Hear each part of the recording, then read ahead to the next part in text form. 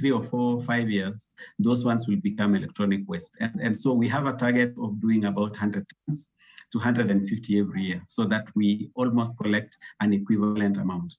One thing to note is that we don't restrict ourselves to electronics that we associate with, like laptops or phones. We actually collect electronics generally, from the market. So the photo you're seeing there is one of the bins which we use to collect electronic waste. We design it in such a way that it's transparent, so that at least to create awareness of what is in there. The rest also is for other waste, including plastic, metal, as well as paper. So coming into the specifics, the mechanics. Our program, we started with ourselves as employees. So we have internal campaigns. They normally say charity begins at home. And so we had to, first of all, rally our employees, about 5,000 of them across the country, just to bring in their old electronics, anything that they are not using, bringing back to our offices so that we can take them for recycling. We also do what we call estates collection. So if employees are living in gated communities, for example, outside, where they just close in the neighborhood of where we work, we use them as ambassadors to talk to people, to talk to the neighbors, and then we would then send a vehicle there to actually collect any electronics within that estate. And we've seen that working. And of course, also spreading the word in terms of what needs to be done.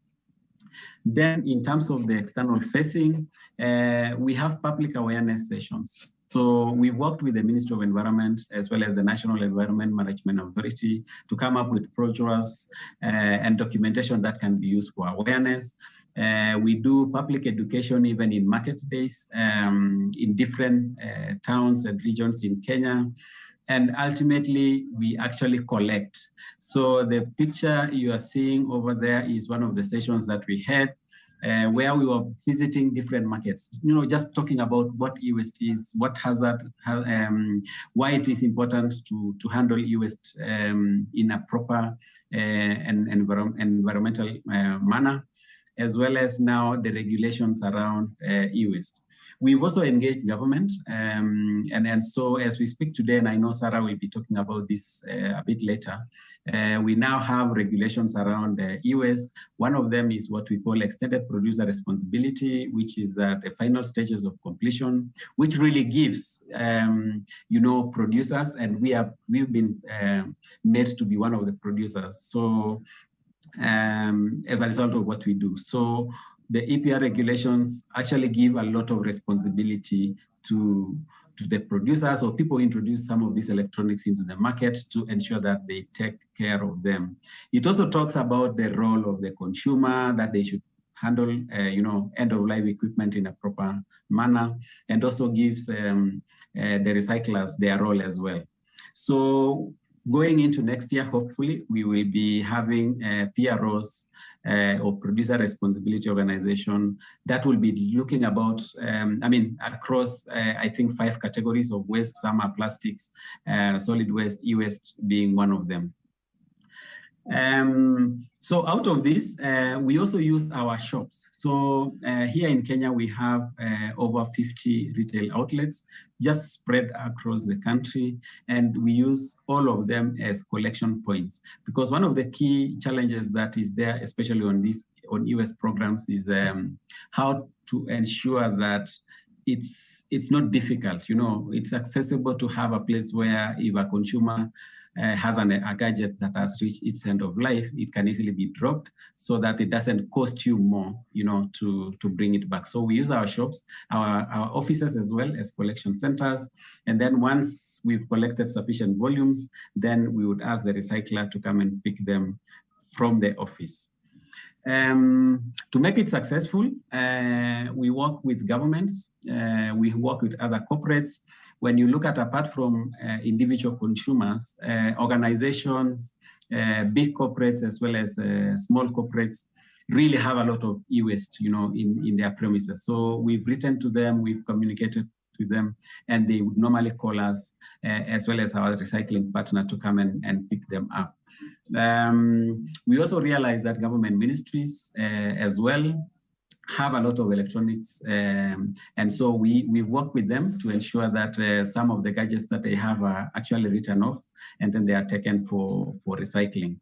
We also try to make it fun, so we would have parties and small caterings that we talk about. We discuss some of these issues, as well as collect electronics, whether it's household equipment or even the bigger equipment that individuals or corporates could be having. All this, we would then carry them to the WE Center. One of the other things that we've done is also to involve educational institutions, especially technical institutions, where we use them as collection centers. And then for those who are offering courses around technology, then we would also have students to do their practicals in some of those centers, like simple dismantling to reduce, the logistics of transportation before they are taken to the recyclers. And then, as I said, we are working with an organization called the WE Center, and they are represented here later this afternoon. And so they do the recycling of all the equipment that we collect. Mr. Mike.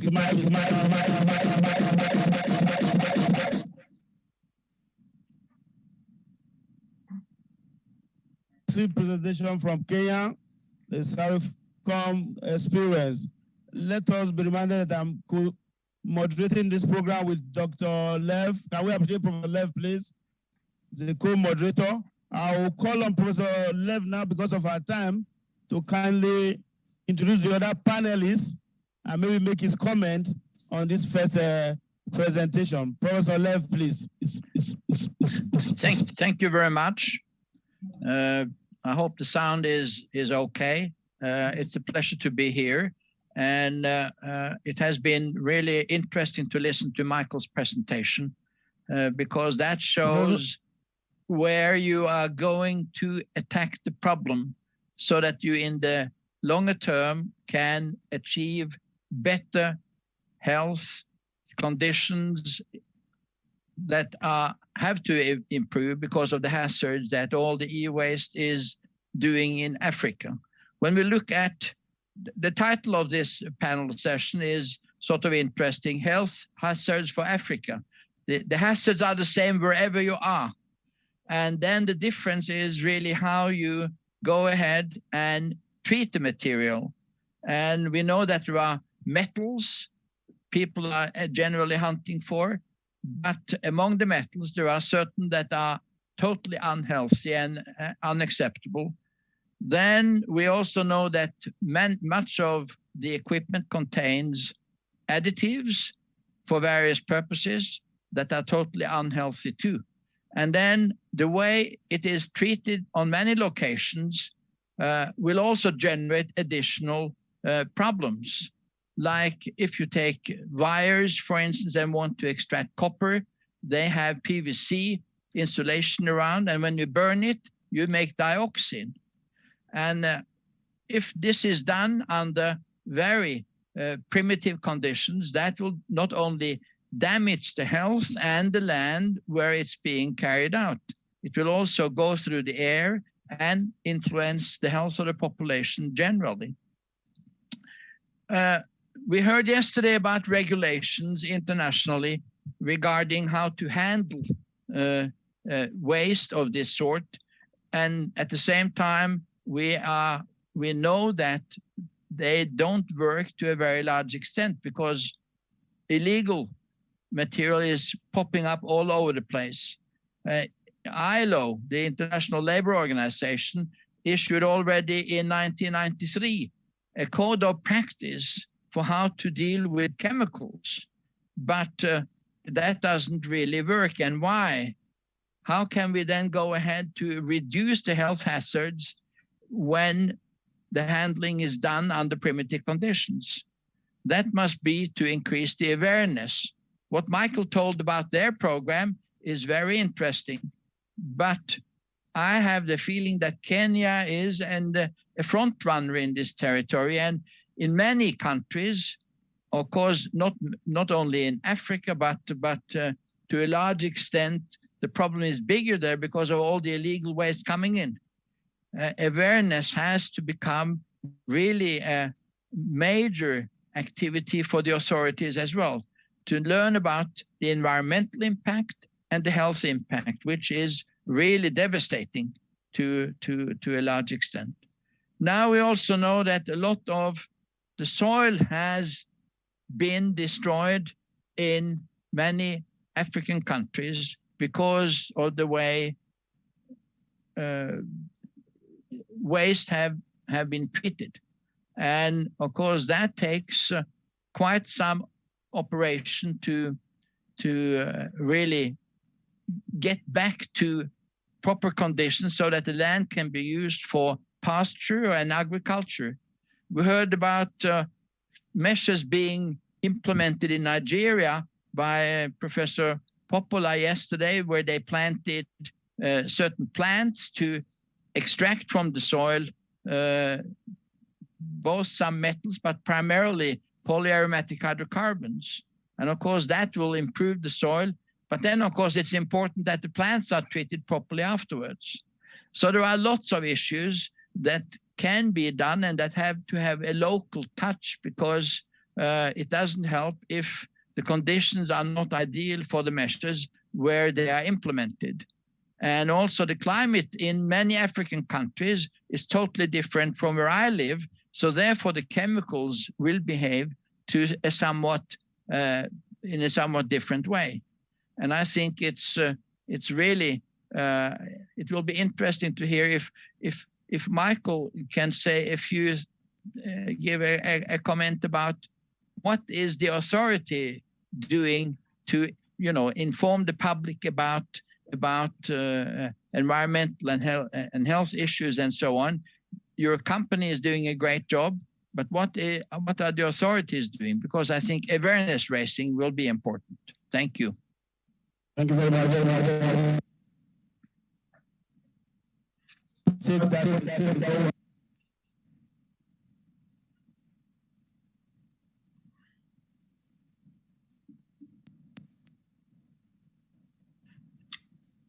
Do I go, Professor? Yeah. Okay. Yeah. So for the Kenyan situation, we have the Ministry of Environment, as I mentioned, which has a department called Environmental Education. We also have the National Environment Management Authority. It also has a department on environmental education and awareness. These are the key institutions who are charged with the responsibility of talking about environmental issues. And they work closely with educational institutions as well as corporates, to raise awareness around some of these issues. So we've had environmental education incorporated into the curriculum, starting from basic education as well as tertiary institutions. And there are pertinent issues being discussed. So ranging around climate, talking about hazardous equipment, hazardous substances, as well as the importance, of general conservation, whether it's tree planting, whether it's water conservation. So we know the resources, the curriculum is there. The resources might not be sufficient, but there's been a lot of partnerships, between government, educational institutions, as well as private sector in coming together to actually talk about these issues. The other thing is the constitution now in Kenya talks about public participation. So for any project to be implemented, before any project is implemented, there is a lot of awareness around what the project is, what the impact it has on the environment, on the social environment, on the physical environment, of course, and other things. And all these are discussed before project implementation happens. But the Ministry of Environment is really key in terms of rolling out these projects as well as educational institutions. Thank you. Over to you.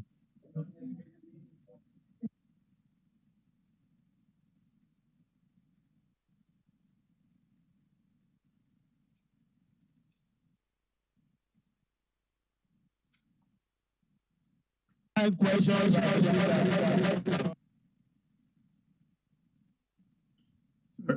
Excuse me, we can't hear.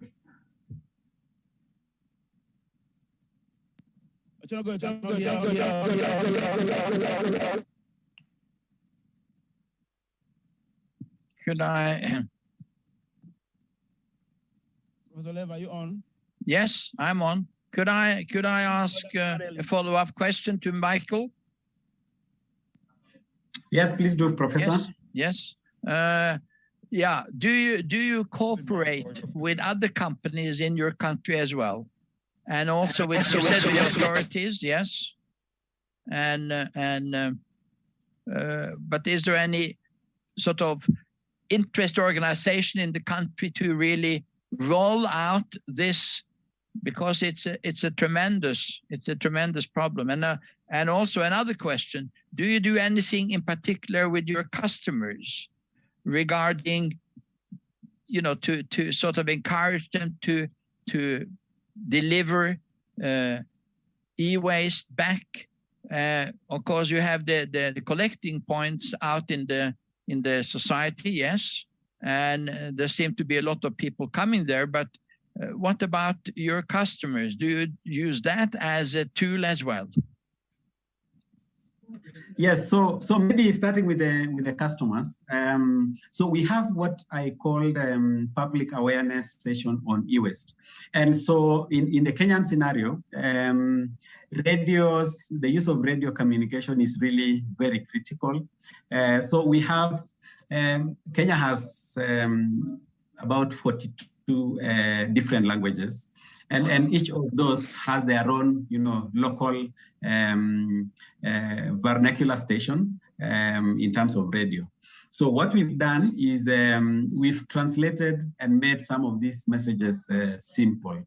So we do targeted communications, using radios and for different stations. So if we are targeting an area, say either in the north or in the south or whatever, we use the local station that is popular in that area to talk about some of this. And then, as I said, we are also working with the Ministry of Environment for town hall sessions, where we talk to either waste collecters. And one of the key programs that we did last year, we started last year and this year during the week of International e-waste Day, is actually targeting the informal sector. So these are people who do probably waste collection, maybe the sites. So they're in the informal sector doing all sorts of waste, including e-waste. So we talk to them as well. We do a bit of training, just targeting the awareness and why e-waste is more important in terms of handling than other waste, for example. And then now giving them solutions on health and safety first, how to handle some of this with basic protection, and then now where they can take their e-waste should they come across them in their waste picking sort of initiatives. So this is something that we are doing with the WE Center as well as with the Ministry of Environment. With the phase where we are in now is we have a program we are calling Formalizing the Informal. So we would want them to be recognized as part of the value chain, so that they don't do their work, undercover, but they really come out, have some form of registration. They are recognized where they operate. They bring in, they can still do their trade, probably extracting what they normally do, but then any other waste that comes out of that goes for proper handling, recycling, or disposal. Yeah, so that's what we do. Okay. And then, yes, we also cooperate with other corporates, whether small or big, in terms of now awareness, and also being part of the program in terms of the e-waste that they have or that they generate. Yeah. Maybe Kevin has collected some questions from the audience.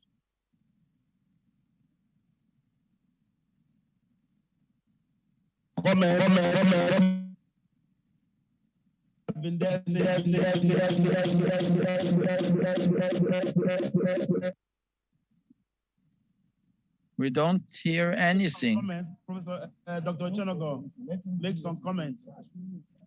Yes. Good afternoon, everybody. Thank you very.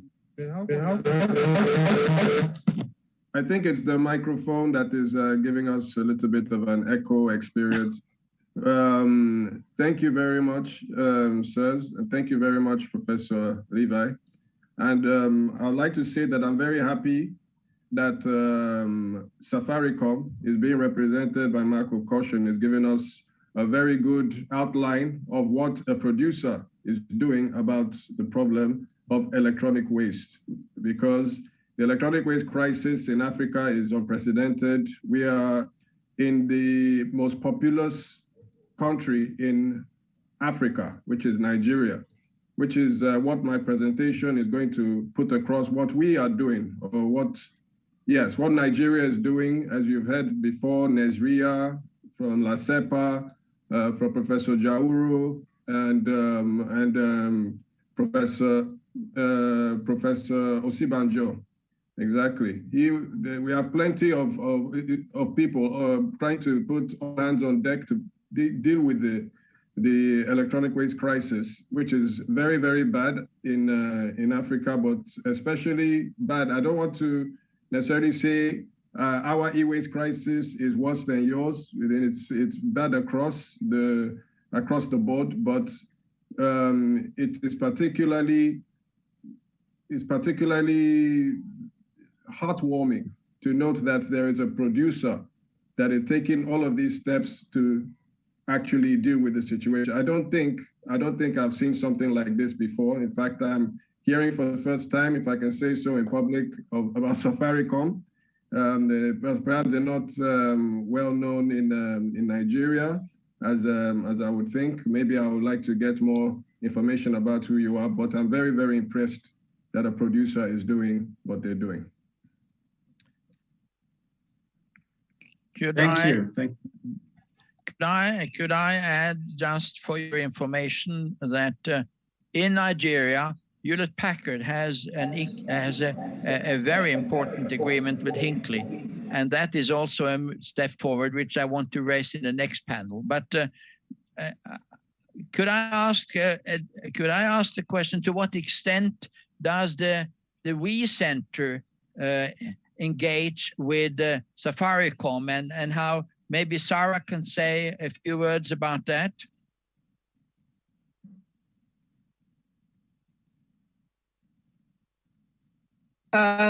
Good afternoon, good evening from where I am.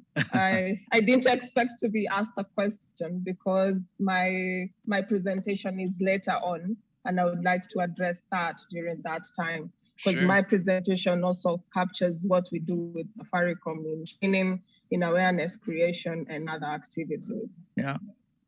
Okay. Yeah. I think, Professor, one thing I can just add is, remember I said the program started in 2012, and I think the WE Center has really been at hand in terms of handling what we've collected, because I don't think we could have done it alone as a producer by definition, but we really needed an ally who could do recycling and also the logistics, of transport or whatever we've collected. So we've had a very good working relationship with them. They also have, and I don't preempt, they also have external partners for things, fractions that probably they cannot handle locally. But in terms of awareness and the logistics, I think we've worked so well with the WE Center. What about cooperation with other companies in the region or abroad? I mean, you gain experiences, and then that can be of value to other people that would like to engage in this sort of activity. So we get a even stronger drive. Is there any signs of that? Yes. So I'll talk about the East African region.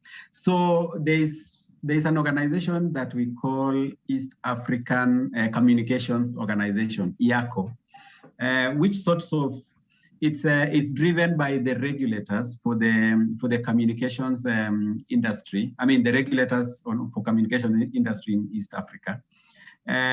So IACO has come up with different things. One of the key things that they came up with 2 years ago is a strategy looking at the region and looking at the problem holistically, because there is a lot of, and I had this yesterday, cross-border movement of some of this electronic waste. So whether we are bordering Tanzania on this side or Uganda on the other side, or Rwanda on the other side. So we have collaborations in terms of one strategy for the region.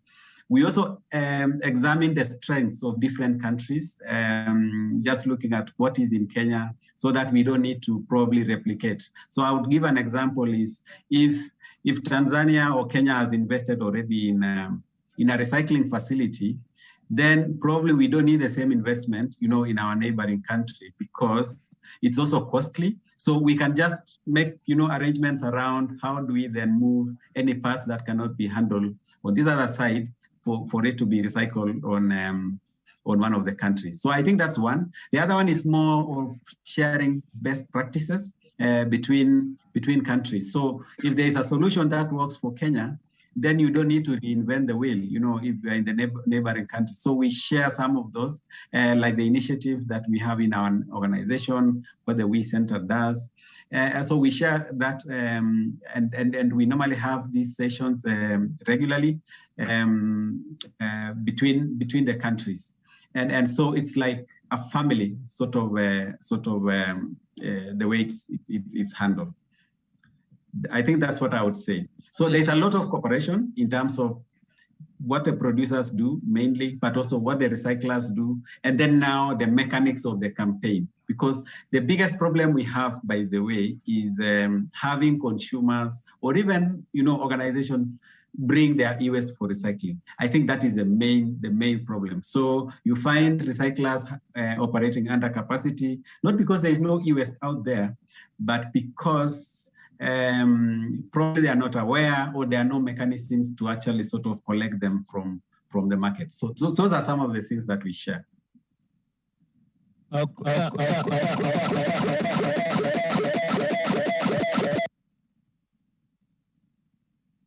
There is no way the questions can be sent to you.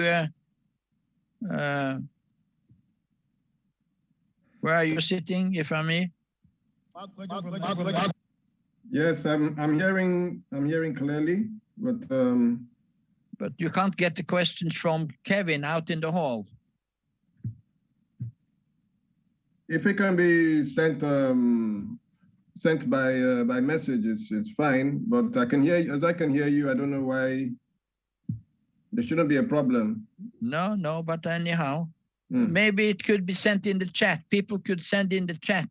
Yes. Here we have a question coming up, I see.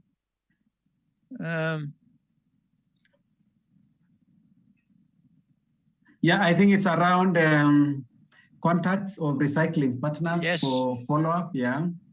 I think, Sarah, you might want to answer that. I know your session has not come, but just give out your contact.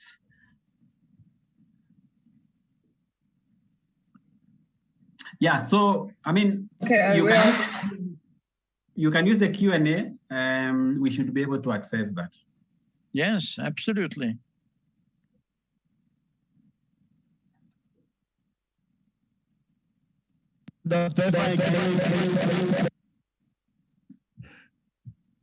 Yeah, I don't think we get anything. Could the people that have written questions to Kevin write it in the chat box? Is that possible?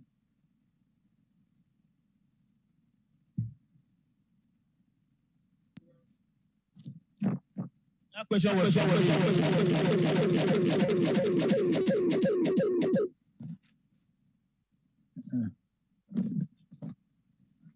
I will try to contact Innocent here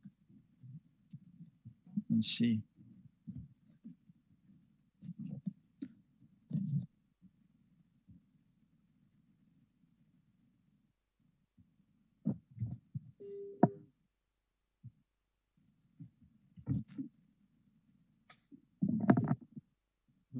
Innocent?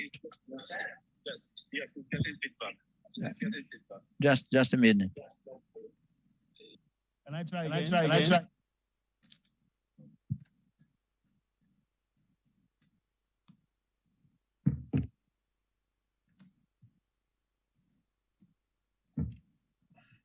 So maybe as you get the question, Professor, I think one of the key challenges that we have is also around incentives. And I think this probably is a problem across, because we found that for us to get a lot of electronics, people, consumers especially, would want to be given some incentive so that they can bring them back for recycling.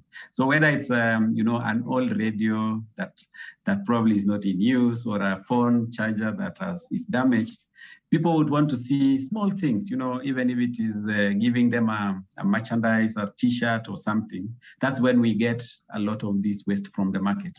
But when we stop the incentives, then we really collect volumes. So I think that's one of the challenges that we still experience with the consumers, and I'm sure I'll be happy to share any of the best practices on what other people are doing on this front as well to get the right volumes.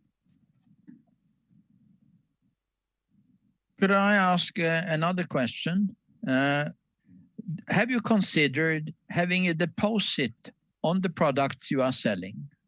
Like you have pop bottles and so on, pop cans and so on. In many countries, they have a deposit which you have to pay and which you get back when you return the bottles and the cans. You can envisage, do that on electronic equipment too. Add $50 to the price of an iPhone, and I'm sure they would show up in abundance. What do you think about that? Well, I think that's something we haven't considered. But we also look at, what we normally say, how people walk around here, the culture, where what happens in a country like ours is when I buy a phone, if after 2 or so years I would want to change, I don't really take it back to the shop and probably be offered some discount for what I've brought up. What people would do is if you have a relative, your younger brother or sister, then you give them the old phone as you buy the new one. And then the brother will then give to the gardener once it gets old. And really, it really gets into that. So it's passed over until it really gets to that point where it's dead. You can't use it anymore. And that's what the people consider as e-waste. But otherwise, which is still a good practice, because you make sure that you maximize the lifespan of an equipment. And that's what happens. And it's like the culture around here. And now I've received a couple of questions in the question and answer box. I mean, what are some of the challenges encountered in Kenya in collection of e-waste? Yeah, so one of course is what I've said around awareness. The second one is on incentives. People would want incentives so that they bring you their e-waste, even if they are not of any what you can call value.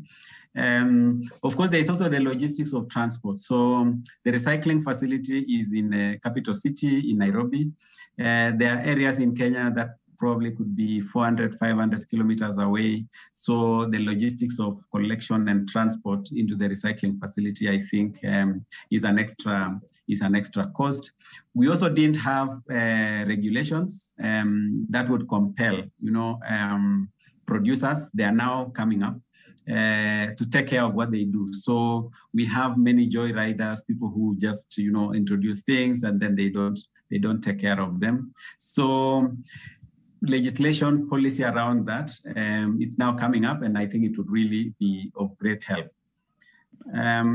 What was the question? Yeah, there is another question as well.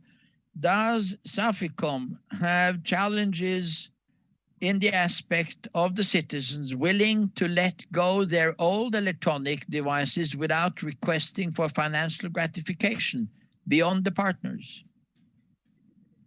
I would say yes and no. So most people would want something, you know, some financial compensation. But now with a lot of awareness around the impact of some of this and the fact that most of these electronics are dead anyway, so they are not, you know, of any value to the user in this case, that is gradually changing. So how we counter this is just to talk about, you know, the issues around environment, the issues around the health, and that has sort of changed the narrative. We expect the EPR to take care of some of this, because now out of that, the kitty that will be run by the PROs, we should be able to have some compensation of some sort for those that still have value.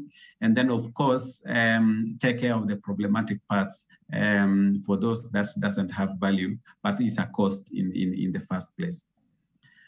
For health and safety, so again, we work with the WE Center just to talk about the basic protection that they would require, like, you know, having gloves, prohibiting things like open burning, in dump sites. So it's a collaboration between government, producers, recyclers, to talk about and address some of these challenges on safety as well as environment.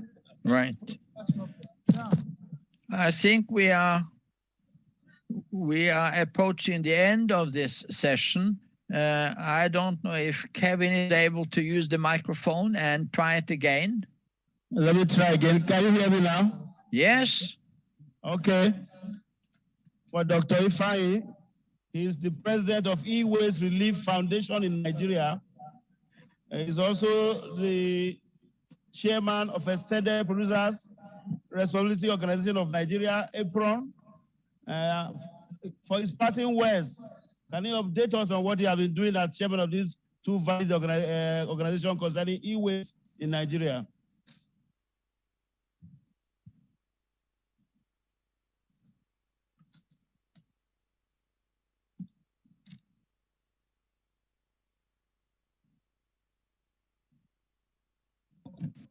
You are on mute, Doctor.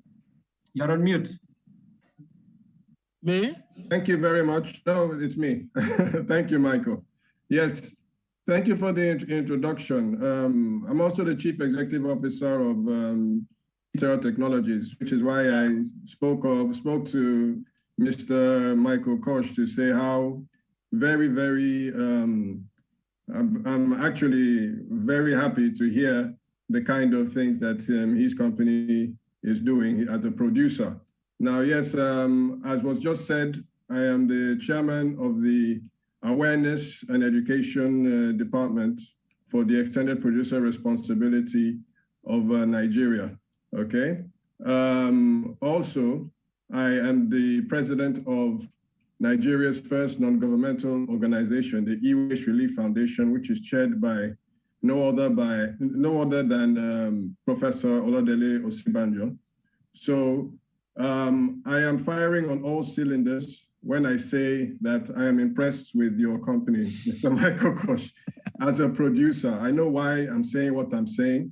In fact, as I said, I don't know whether I'm able to present, because I wanted to give an overview of what has been happening in Nigeria, as I'll say again, which is the heart of Africa. I don't know, no offense, Mr. Koch, but Nigeria is by population and Lagos by business activity, the heart of Africa. And what has been going on over there is fantastic. Like in Kenya, we also have an extended producer responsibility scheme.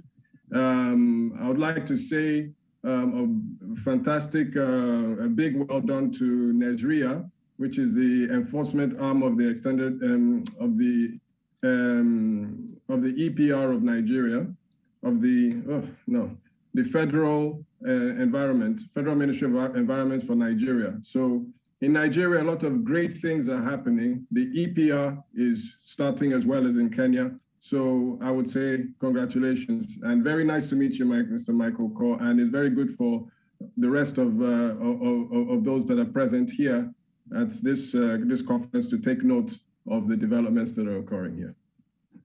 Thank you. Professor Lev, last word. Thank you very much for this exchange of optimism, I have to say. There is a good drive, and I hope that this in the near future will improve the health conditions and the environmental conditions in Africa in particular, and that when you get more experience, you can go to the rest of the world and tell them how to do it. Thank you very much for your attention. Thank you, and thank you all the audience. Can we appreciate ourselves? Before I go to sit down, I want to thank you for the opportunity and say we are all part of it. The man from Sarafa.com said we are all part of it. I'm sure if we search ourselves now, we must have 1 or 2 electronic gadgets in our pocket. What can I do to be part of the solution? That is the few thoughts I would drop before I go to sit down. I have these tips. Avoid purchasing new electronic products that cannot be reused and recycled by the manufacturers. That is the trend now. There are some materials that are totally recyclable. So the so-called educated one, if we are buying, are they completely recyclable? They will help us. Reduce your electronic device by donating items to charity and repair broken equipment before purchasing new items. It sounds funny, but that's an idea. I think we are off the panel. I'm coming down. Recycle your electronic devices instead of sending them to landfill. That is key. Thank you for your attention.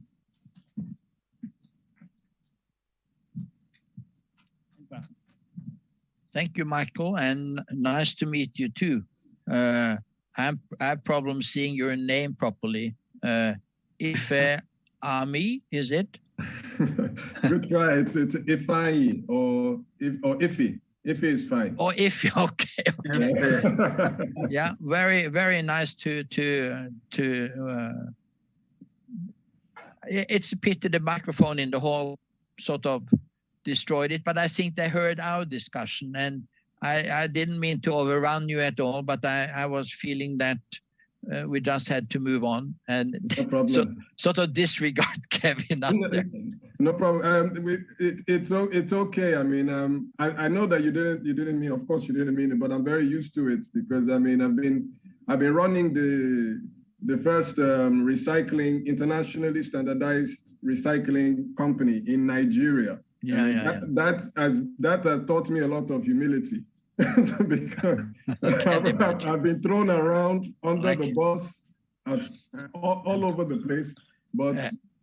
I'm very, very happy that people like you, sir, are around to actually say, okay, I understand. I mean, like I said yesterday to, I think it's one of the professors, Professor Mauricio, but he's from... the Italian. Yeah. Yes, he's from Italy, not South America. Yes. Yes, there we go. Yes, I was ecstatic. I mean, I'm ecstatic with those kind of...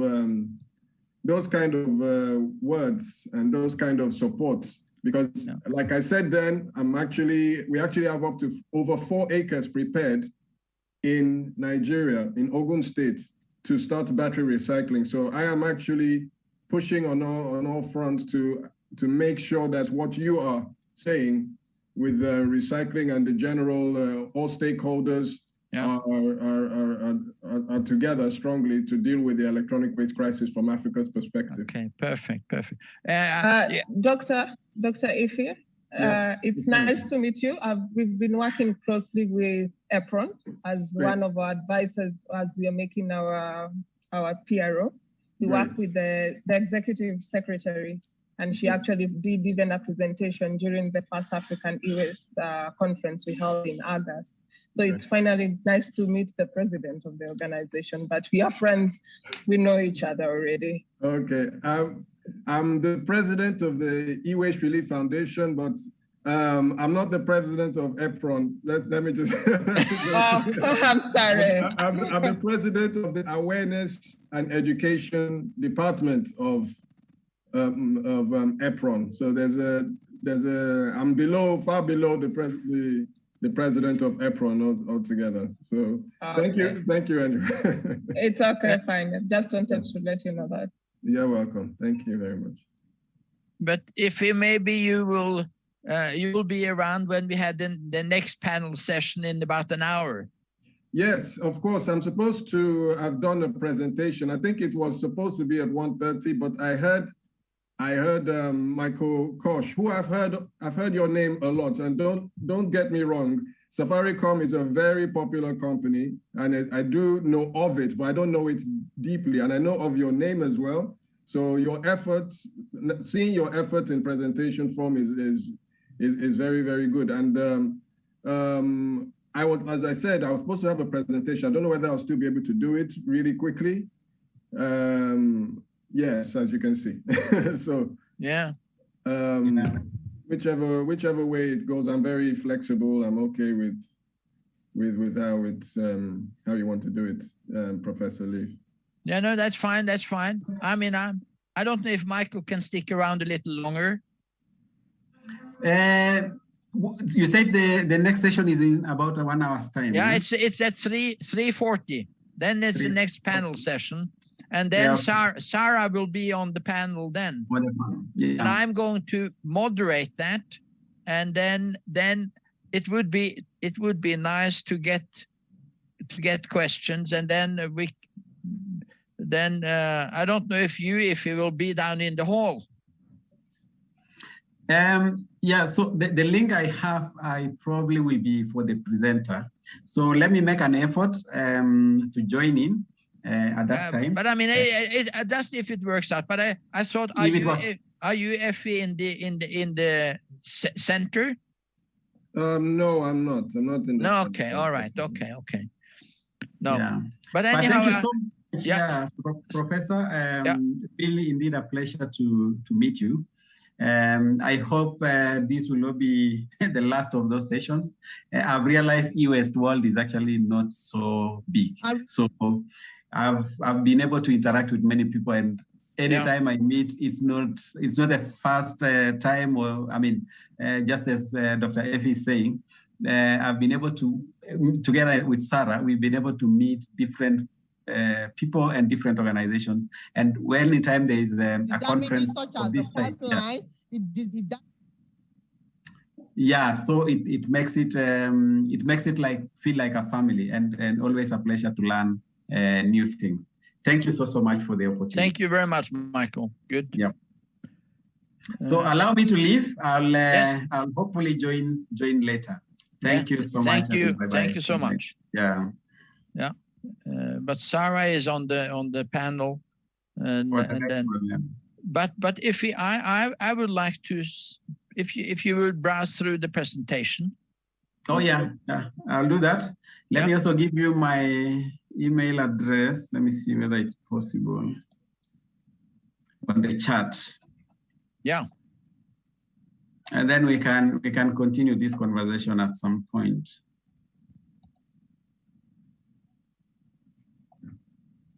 Yes, Professor.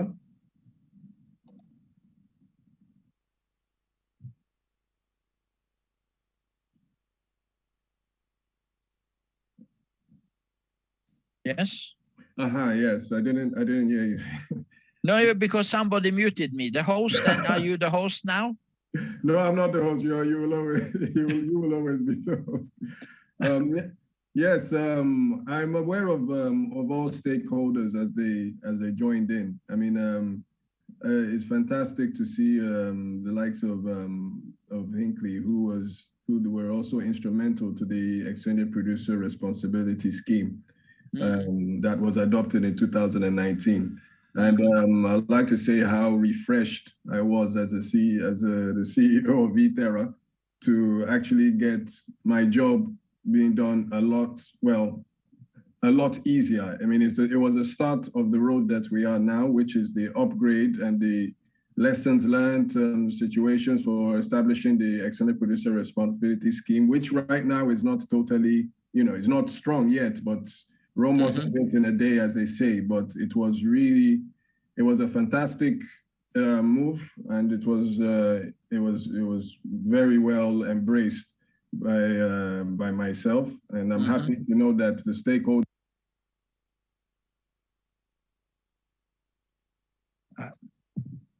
You are muted. You are muted.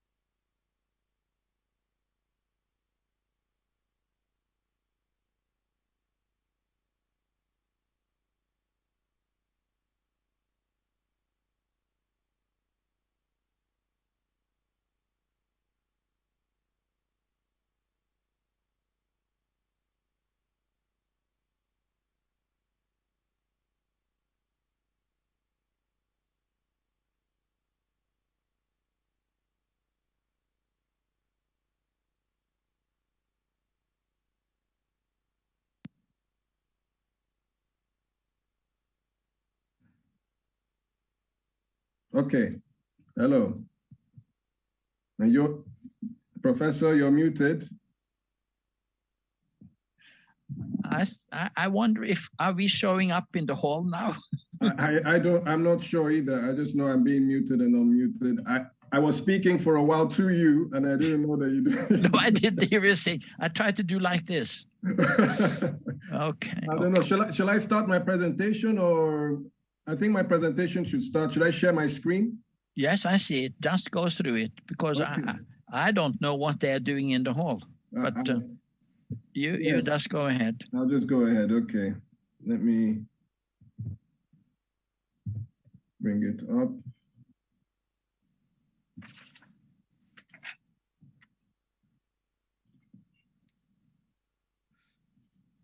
Now it disappeared.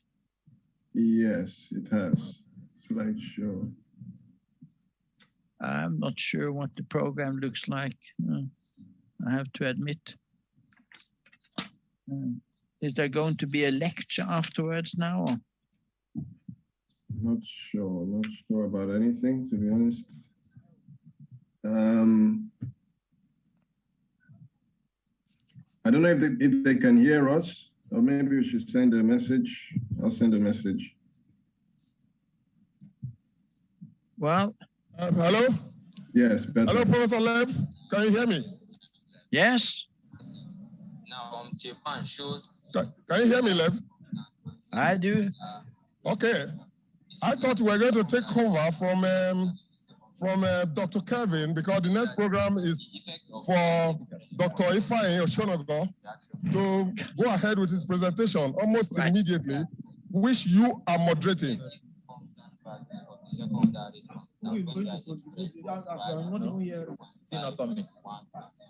Hello? I can't hear at all. It's not that audible. I can't hear at all. It's not that audible. Me, I can't even hear at all. Hello, Prof. Can you hear me? Yes. No, I'm not hearing at all. Shonago, are you on?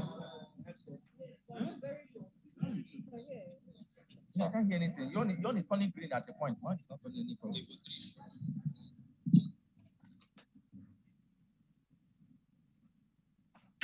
Okay, now it's. Professor Lev, can you hear me? I hear you, but I'm not going to. I'm moderating at 1540. Yeah, what I'm saying is that Dr. Ifeanyi Oshonago is to proceed now with his presentation.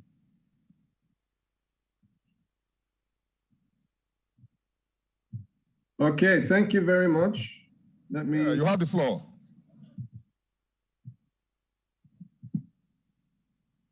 Okay.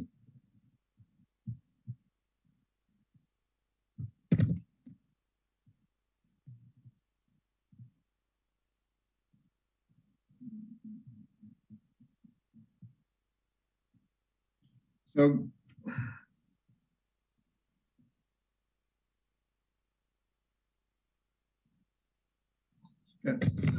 good afternoon, everyone. Yes, good afternoon. I think we all can hear me.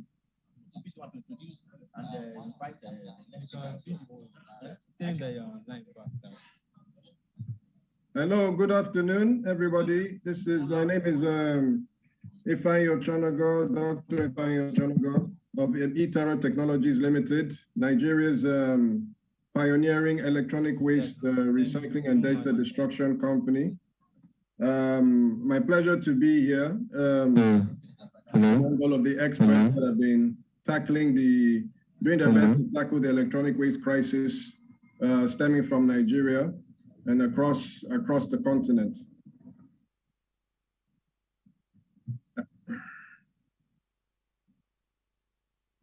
I am going to take us through two things. First, we're going to go through the legislative progress that a lot of which actually you heard yesterday, as quickly as I can, and also to take you through the efforts that eTerra Technologies Limited has been taking, and also the general electronic waste project, if I can call it so, and the efforts that has been have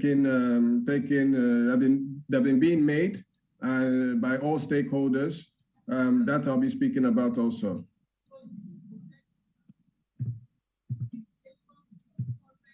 So as we know, technology devices have significantly transformed our lives. Unfortunately, as these devices become electronic waste, become obsolete, they become electronic waste or e-waste.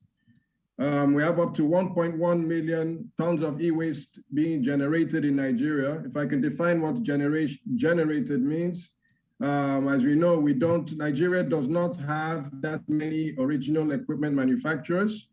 They dwell outside the country. So a lot of the electronic waste is coming from outside the country. Some of it is actually manufactured in the country. So as we know, most end up in Nigeria with informal handlers. And two major, from an electronic waste recycling organization's point of view, there are two major concerns immediately. That's the environmentally friendly handling of e-waste, which many professors yesterday, especially Professor Sibanjo, took us through the devastating impact it's having on our health and the environment as well. And the second is confidential data theft, which makes the requirement for data destruction. In fact, the data destruction industry drastically needs to take hold in Nigeria. This is what is happening here in Nigeria and Ghana, in fact, across the continent when it comes to electronic waste mismanagement. This is the flow from of electronic waste from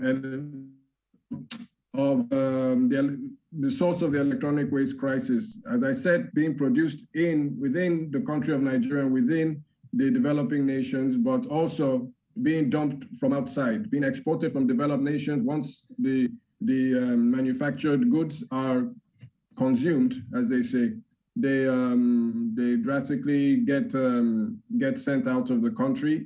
Whether or not a recycling company exists in said nation, it still gets exported. And it's unfortunate because a lot of those recycling companies don't want to do that, but due to hard economical conditions, they have no choice but to make a profit and get it out of there instead of turning on their machine and having a higher expense.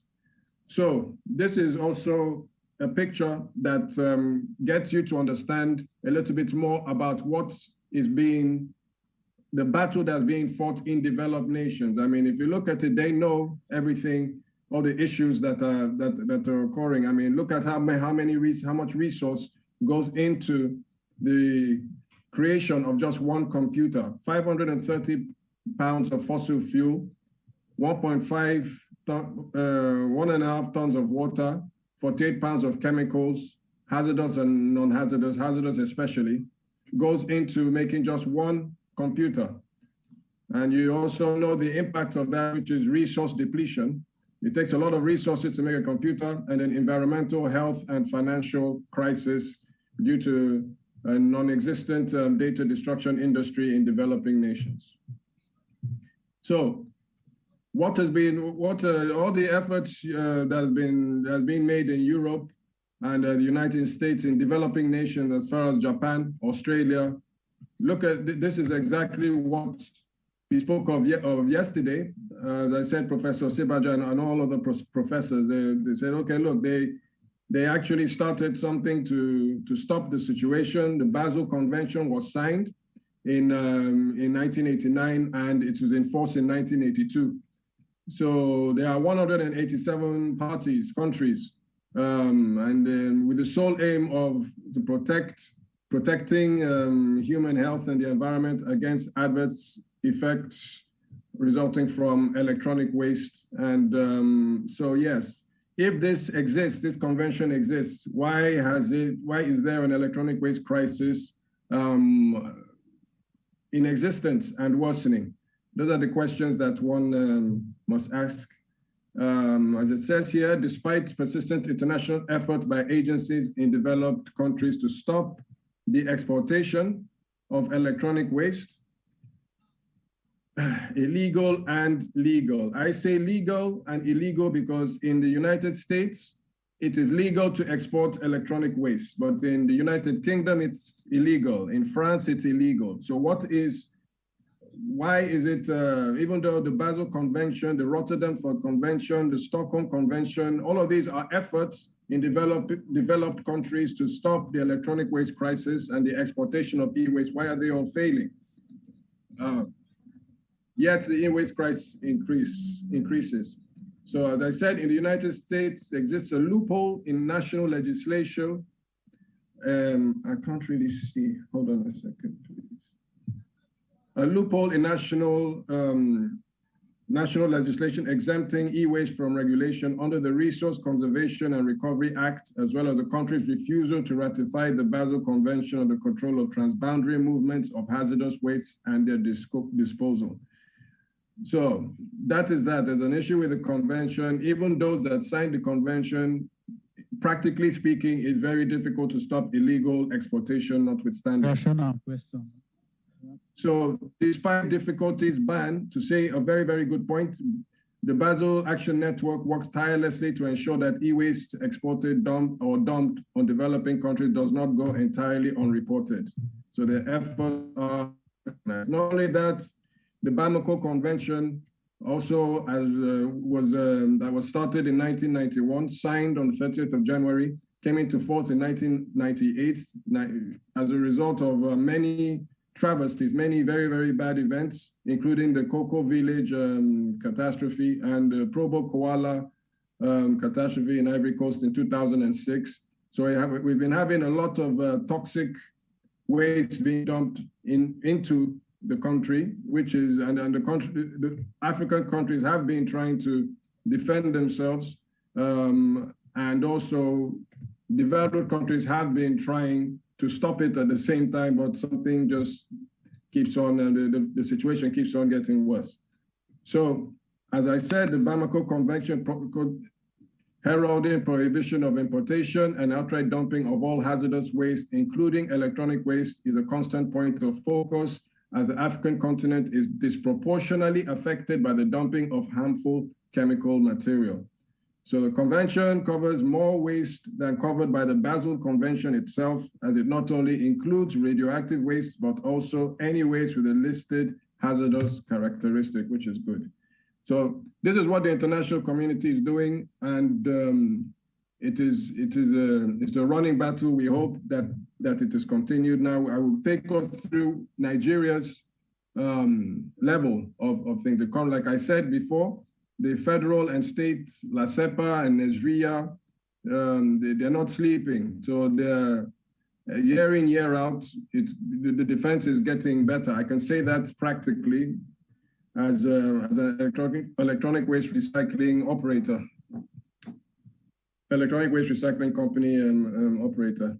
So just to take us back a little bit, really, really quickly, following Nigeria's independence in 1960, I remind us, it became apparent that existing electronic waste legislation dealing with the environment is grossly inadequate. Okay, not electronic waste, and existing laws dealing with the environment in general, excuse me.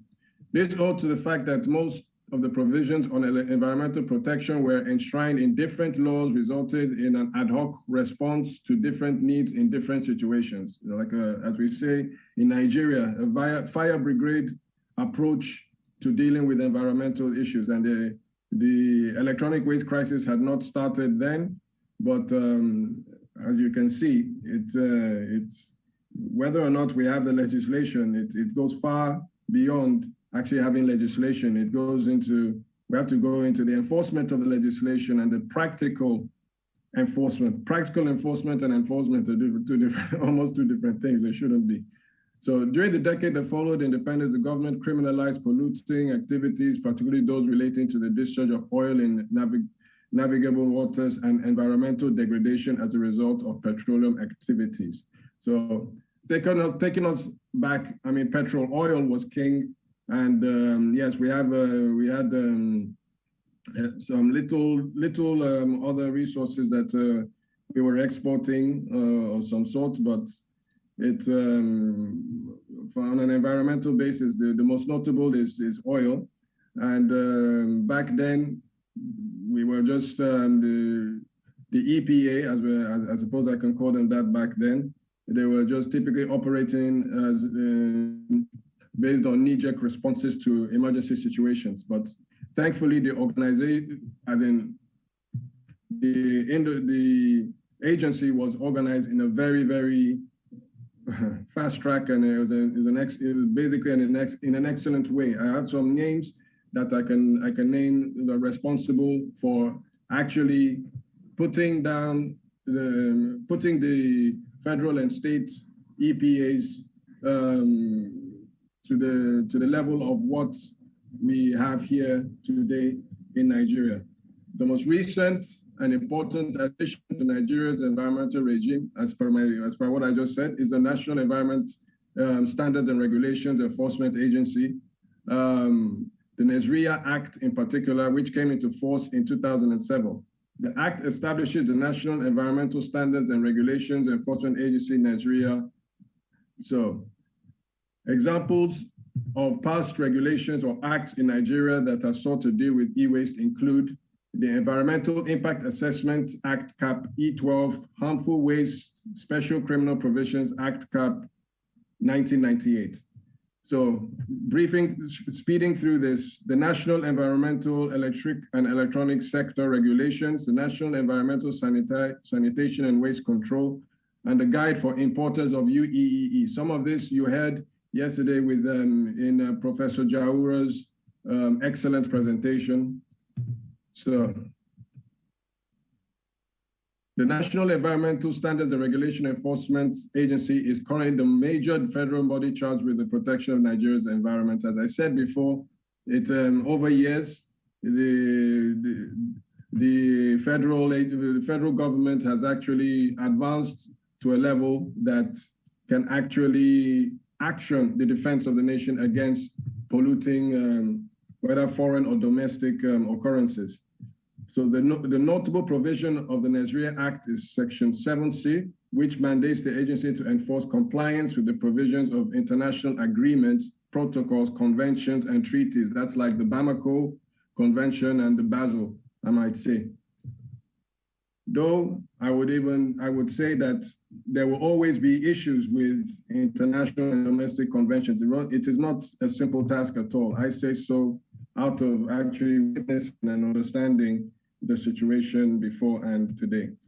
So, as it says, all EEE imported into the country shall be functional and have the date of the manufacturer inscribed. Any body, corporate, or organization intending to import new EEE into the country shall register with NESRIA. That is critical. Every body, corporate, or organization shall adopt the principle of 5 R's, excuse me. That's reduce, repair, reuse, recycle, recover as a primary driver. Every body, corporate, or organization shall plan and set up machinery for combating pollution, hazard, and maintain equipment. The owner of operator of any WE facility shall prepare and put in place a functional emergency response plan. So this is something that actually they are attempting to put down to ensure, in fact, that electronic waste recycling, whether it's companies or companies especially, companies directly, actually do what they're doing in a health conscious and a properly structured and systematized manner that respects the environment, respects even their staff, to prevent any deposits and or discharges out of the normal course of events or such substances, and to mitigate the effects of such deposits and or discharge. So it takes into account the environment as well. The environment needs to be defended, as well as the actual staff that are working within the organization. So the collection, treatment, transportation, and final disposal of waste shall be the responsibility of the body, corporate / organization generating the waste within the specified standard and guideline. So we are very happy that these rules are being put in place. Following on, every organization shall install anti-pollution equipment. The polluter pays principle is key, which is why it's bolded and in red. The polluter pays principle. Every polluter who actually performs pollution, as it says on the tin, it actually has to pay for it, has to pay for the pollution that they create. It's fair and it's logical. So it shall apply to every body, corporate, or organization that pollutes. All damaged and disused equipment shall be amenable for recovery under the EPR program by a Nigeria accredited recycler and in an environmentally soundly manner. So this is critical, as well as the polluter pays principle, as we both know. I speak as a CEO of an electronic waste recycling organization because I understand the level of investment and the level of care and the level of certification that you must have, the expertise that one must have to actually handle electronic waste, talk less of to operate to a right level that ensures that as a recycling company, one does not actually poison the environment even more, because there are some recycling companies or refineries for that matter that poison the environment even worse than the general public poisons the environment. If you can believe it, it is happening. So every corporate body or organization involved in the handling of e-waste shall ensure that all staff wear PPEs necessarily. Every importer, exporter, manufacturer, assembler, or distributor and retailer shall be subscribed to an EPR program, including the buyback as specified in Schedule 8 of the regulation. I thank God, and we thank God by extension, once you understand the importance of this legislation, and we pray for the strong enforcement of those legislation. So, following on, body, corporate organization shall install anti-pollution equipment. It shall be the responsibilities of the manufacturer, importer, distributor, or retailer to take back the end-of-life EEE and set up collection points. This is the stage that we are. I mean, as a chief executive officer, setting up collection points, I'll tell you, is not very easy thing. We have at this stage the level of focus on Nigeria is so strong that the assistance by the Global Environment Fund and the the United Nations, excuse me, first is okay. All hands are on deck to focus on Nigeria on establishing all right, responsibilities. Thank you very much. Your time is up. My time is up. You just have a minute. Okay. That's more than that. I'll spend the rest of that. I mean, I think we get the gist of this, but one thing you have to know is that the entire presentation can be sent to whoever requires it, and also outside. We have the best example of an electronic waste recycling machine, real time. I think in one of our data destruction trucks that we can go out and see after I finish what I'm saying. So let me fast forward. I mean, we spoke of Nigeria already. Perhaps I can go to ITER in the general efforts. I mean, first thing that we need to know is that as we established in registered in 2013, built the first MRRF, or Material Recycling and Recovery facility in Festac. We actually set the standard for what an internationally standardized electronic waste recycling upstream. There's downstream and upstream. Downstream is a refinery, upstream is the collection, etc. We defined what a high-level company ought to be. There was a recycling company before us. Okay. MSC. Dr. Oshonago. Yes. Thank you very much for that beautiful presentation. Your time is up. You're welcome. You're very welcome. A round of applause for Dr. Oshonago, ladies and gentlemen. You're very welcome. My pleasure to be here, and I wish I could spend more time telling you so many things, but it's unfortunate. You have 30 minutes for this slot, and we have eaten 5 minutes into it. For the next, we have the next presentation is going to come on now by Saraj Njo of We Center, Kenya. She is to speak for 10 minutes on the situation in Kenya. Is Sarah online? Yes, I am.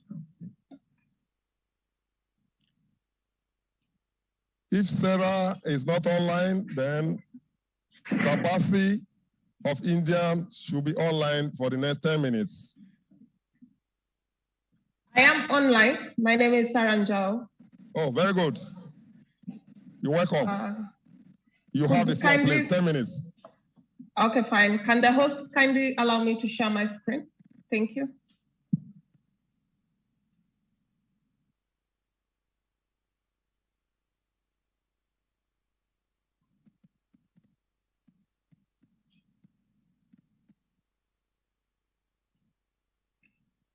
Doctor, could you kindly stop sharing so that I'm able to share as well my screen?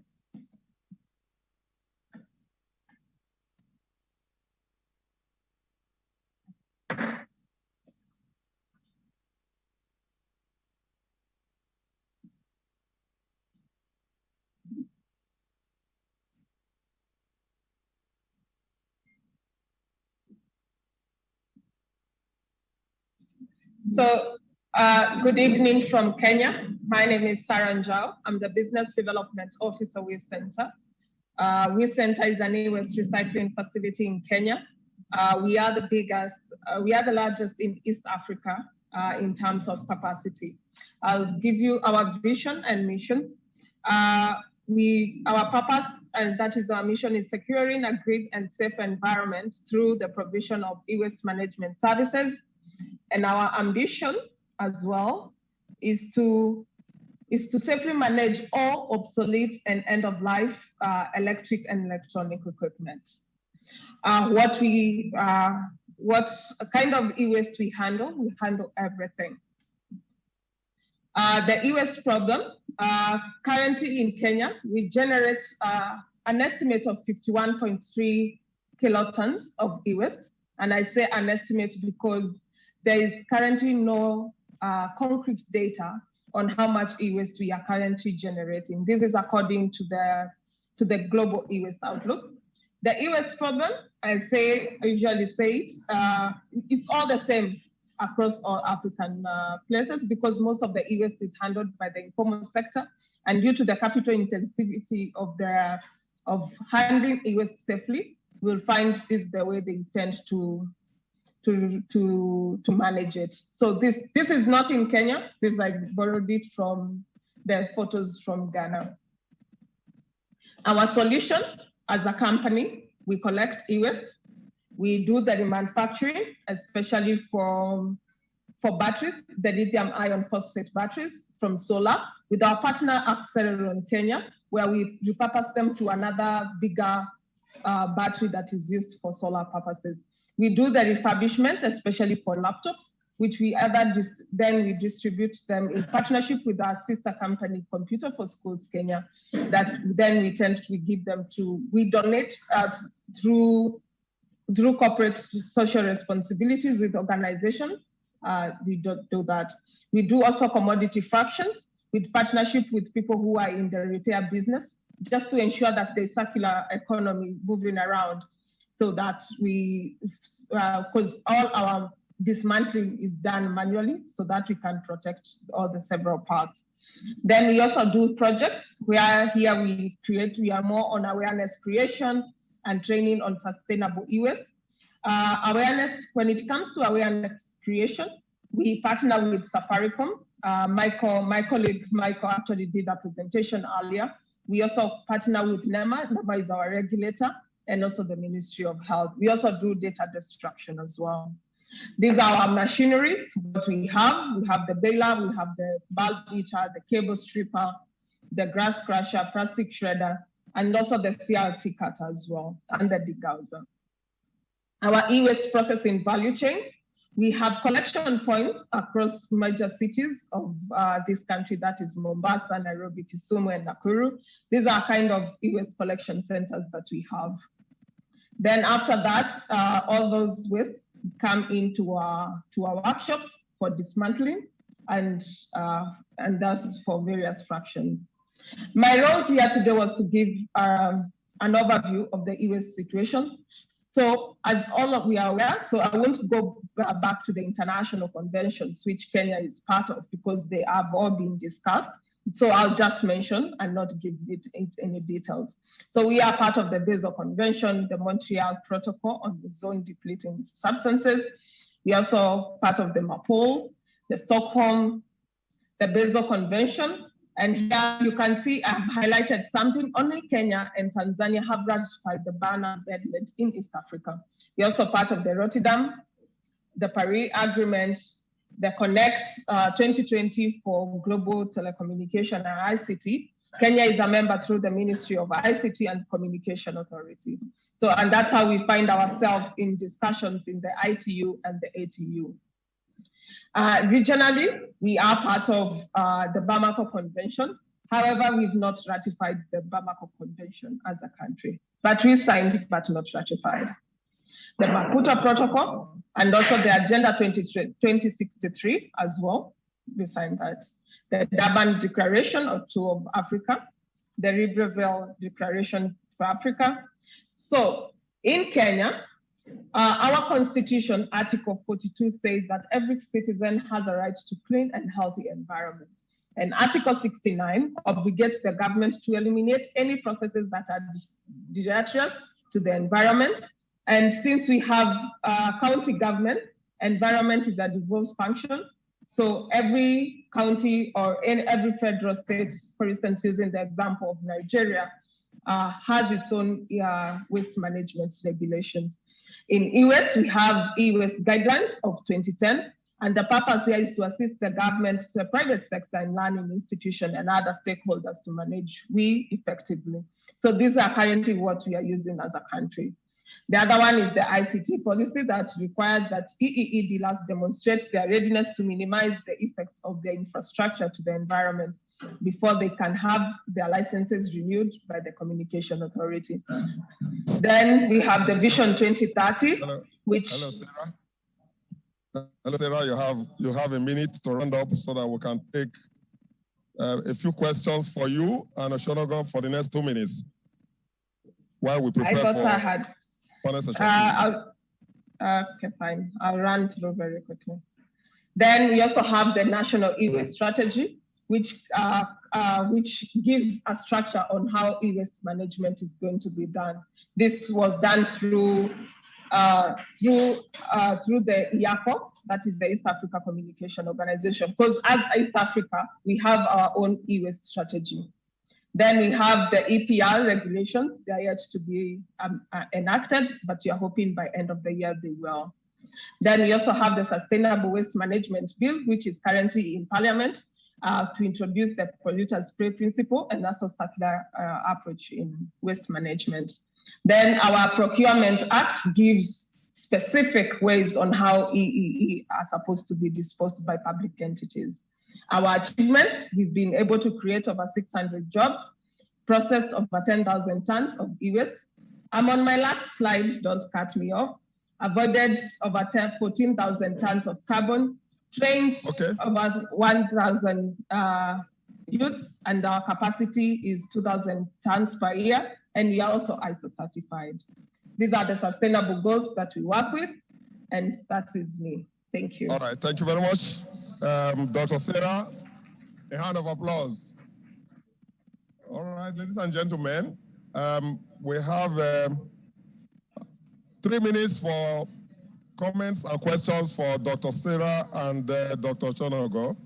I'm going to call on Professor Sibanjo, who is right here present physically, to make a comment before we take a few questions.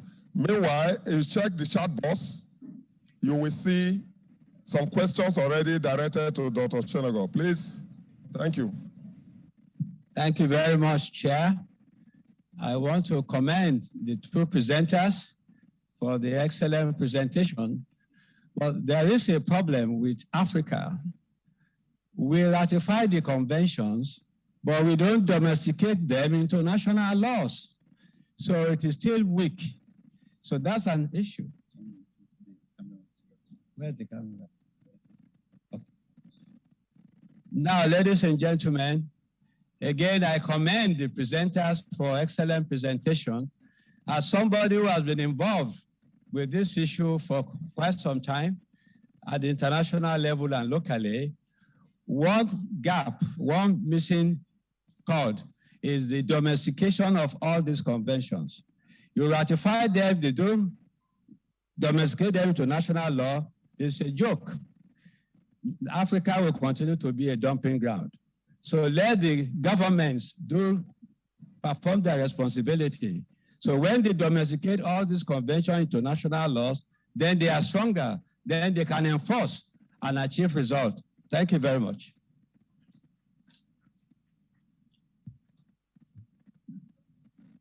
Thank you, Professor. Thank you very much, Prof. Before the speakers will give answers to the issues raised, there's a question here. How would the upstream, midstream, and downstream of oil and gas industries generate e-waste? I guess, how will the e-waste generated by the oil and gas industry be handled by experts like Oshonago and the Kenyan people? I think this is the question. May I answer first?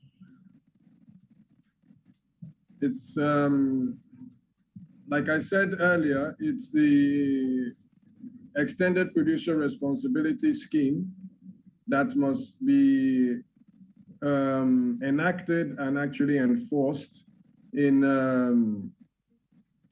combination with the willingness of the said oil companies, for example. For example, we have been at the doorstep of many oil companies that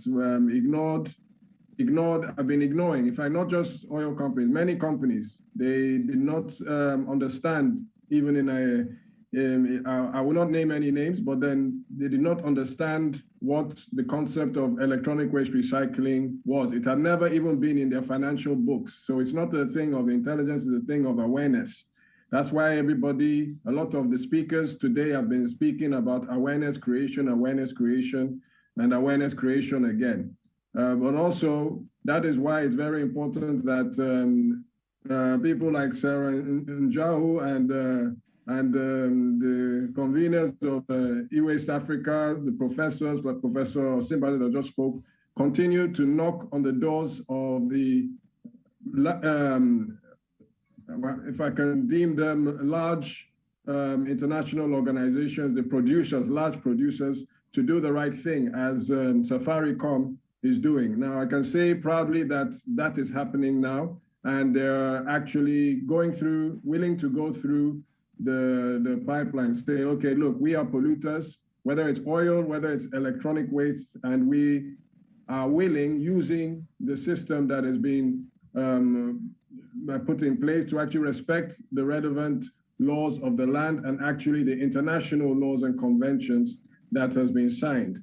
So the pipeline is getting stronger, the voices are getting stronger, and it's on its way. I would like to say that. I'll just add to what Dr. Ifeanyi has said, is that as most of the oil and gas companies right now are rebranding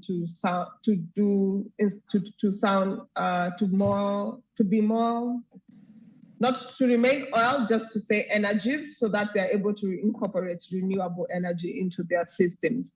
So for instance, for us here at Waste Center, we are currently working with Total Energies Kenya, just to continue creating awareness, to even have drop-off points at various Total petrol stations. However, when it comes to the e-waste that they have produced themselves, so that is handled the same way as, since it's not hazardous waste by any chance, unless it's hazardous waste, then it is handled differently. using the waste regulations of 206 for us, which incorporates handling hazardous waste. However, the other part of their e-waste is just handled normally. Thank you. I'll answer a few questions that were asked by people during the previous session.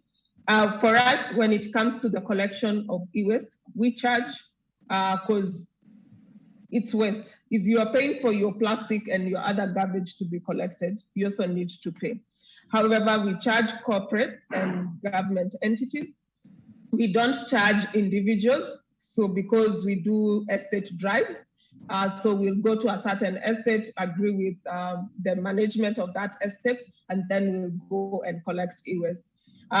Then for the corporate and government entities and private schools, those ones we charge. Yeah. Thank you. Thank you very much. We go to the next presenter, and that is Dr. Dibasi of India. If he's online, she has the floor. Next will be Linda Kunene of Rhodes University, South Africa, to talk to us on the situation in South Africa. If she's online, please, we'd like to see you have the floor.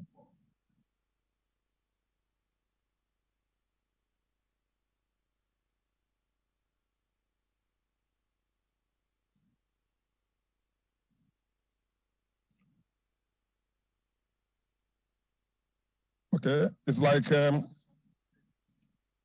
are not online with us. You can check the chat box. There are a lot of questions that were directed to your chat box. You can provide answer for the next 5 minutes while we prepare for the next panel session, which will be moderated by Professor Lev. Yes, excuse me, sir. I do see a question on my chat box similar to what the question that was asked to Sarah Njau. And the answer, funnily, the question was, does e-Terra pick up electronic waste from individuals or whatnot? Well, e-Terra technology is limited. It actually picks up from individuals through the local government. If it doesn't go through the local government, the individual has to drop it off at a relevant e-Terra checkpoint, and particularly our material recovery and recycling facility in Ablado Festac. If not there, you can drop it off at one of our depots or at Yaba. But critically, we, as was said by Sarah, we handle B2B and B2C. Now, business to business, we handle large and small and medium corporations. They actually sign what we call SLAs, or service level agreements, for us to handle the electronic waste for a year to 5 years to 10 years, if they're willing to go that far. We'll be very, very happy. And that includes data destruction. We have established the data destruction industry in Nigeria, so everybody understands what data destruction is. You cannot, for example, bring over and hit a hard drive with a hammer and get paid for it in Nigeria at all, because we know that it must be disintegrated or shredded. All of those kind of things all of those services, excuse me, have a cost. So we charge the relevant companies for every electronic waste item, or electronic waste item that they need destroyed, if it's by data destruction, or recycled at our plant, as I've said. So I hope that answers your question, sir. Thank you very much. Okay. In the absence of India and South Africa, I want to invite Professor Lev to come on stage as the moderator of panel session 2, E-Waste in Africa, Learning So Far and the Way Forward. Professor Lev, please. Thank you very much. Yes, thank you very much for giving me the opportunity now to sort of wrap up some of the ideas we have heard today. I'm aware of the fact that Dr. Iffy was not supposed to stay on in this panel, but I would appreciate if you will stay on with us, because as you heard, some of the others are not here, and some of the questions I'm raising, I think will be relevant for your organization as well. What we have heard now is a lot about the activity that is being done within the framework of different countries and organizations. But what is puzzling to me is all the conventions we have, all the regulations that are in place, they have not managed to generate really a system that is functional here. We have all this activity that is more or less illegal and on an average at a very low level when it comes to technology. And it was said during an invention earlier that make these conventions into law, and maybe that would help. But we also heard yesterday that when it comes to shipping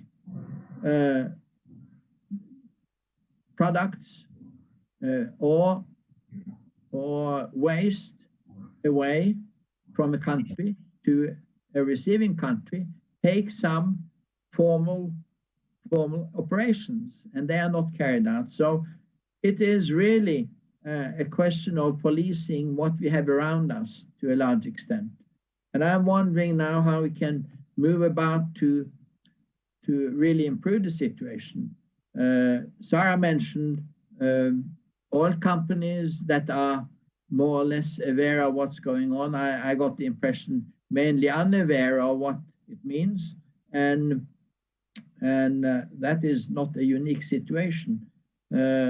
Therefore, I was impressed by when I was in Nigeria and heard about the Hewlett-Packard Hinckley arrangement, which I think could be a step forward regarding really getting some system into how e-waste is being handled. I don't know if you do know details about how that is taking place. Maybe you could say a few words about that. Yes, thank you very much, Professor. As I said before, I was very impressed with Safaricom. And yes, I'm very used to Hewlett, Packard, and Hinckley. I mean, if I got my memory correct, the CEO of Hinckley used to work at Hewlett Packard. So it was a fantastic way to rope the company to take responsibility for what it's producing. And I'm just really happy to know that producers are getting the message more strongly. I mean, like I said before, I've been at this since 2013, and it's been, you can, even if you show the best solution, they just would not listen. They're human beings. They have to make a profit, and they're competing with others. So whether they can come together and talk about the lives of the general population, including themselves, it has taken time, but we are here now. So yes, I do know. I'm very well aware of producers. I have a domestic example of a producer that's taking responsibility. You correctly said, and that's Hinckley. But I'm really happy to note that Safaricom and others are actually taking responsibility for trying to take responsibility, trying to generate awareness, I hope they do more serious, stronger initiatives to actually deal with the e-waste crisis that they are creating. So it's good. Thank you. And Sarah, you are at the V Center. That is an operation in itself, and I suppose you cooperate with several companies in your country. I mean, Safaricom is one. What about others? And how is it possible to see that idea spreading around in other parts of your region, or in the whole of Africa, for that matter? We do cooperate with others. I just mentioned Safaricom because they are the biggest corporate in Kenya, in East Africa. So every time you hear M-Pesa, M-Pesa is Safaricom. Other corporates, we work with them through their association. We have the Kenya Private Sector Alliance, where we are members at it. So there we do awareness creation through the ICT sector board. We are currently working together in a small committee that is forming the Kenyan PRO, where there is KEPSA, that is the Kenya Private Sector Alliance, in disseminating that information. We are also work through the Kenya Association of Manufacturers, the electronic and electrical equipment sector. We are now where the manufacturers and assemblers sit, so that we are able to work with that. Actually, next week, we have an awareness creation meeting with them. The other thing is that other corporates also dispose with us, the e-waste. So we work together in that. And it's through that we're able to have MOUs with companies in regards to training their staff members on safe handling of e-waste. There's something the professor said about the regulations and laws, and you've also mentioned it. But I think it's the high time we actually do the review of the regulations, the international convention, for instance, on transboundary movement of e-waste. For us here at We Center, with our partnership with XXII, we'll have a solution towards handling of lithium iron phosphate batteries. But due to the transboundary movement of waste, we cannot get e-waste from our neighbor, who is Uganda or even Tanzania. Without all that, it's such a rigid, it's very rigid because it's declared hazardous. And according to the Basel Convention, we are category B country. And almost every African country is a category B country. So we cannot trade. So it's the high time we have that, we need to move. It's the high time we recall the Basel Convention, the Bamako Convention, to move into to 21st century. What, for instance, what Chile did, is it Chile or either Chile or Brazil did, is that they didn't declare e-waste hazardous until it gets to its final disposal point. So what makes it easy for Dr. Ifeanyi and any other recycler and ourselves to be able to collect that e-waste instead through the rigid regulations that are therein. You mentioned your country is a category B country. Can you explain the different categories? Maybe not everybody is aware of that distinction. It's under the Basel Convention, where the developing countries cannot receive that it was done so that we can reduce dumping. So it's somewhere. So we are categorized as category B countries. Okay. Yeah. What you said now about transboundary movement of really collected e-waste that could go for further preparation into product. It's interesting that this convention pops in when you have a control situation where you want to solve the problem, but it is nowhere when it comes to bringing the stuff into the continent and the country from outside. I'm not talking about what is produced inside, but I mean, you get an influx of a lot of material. So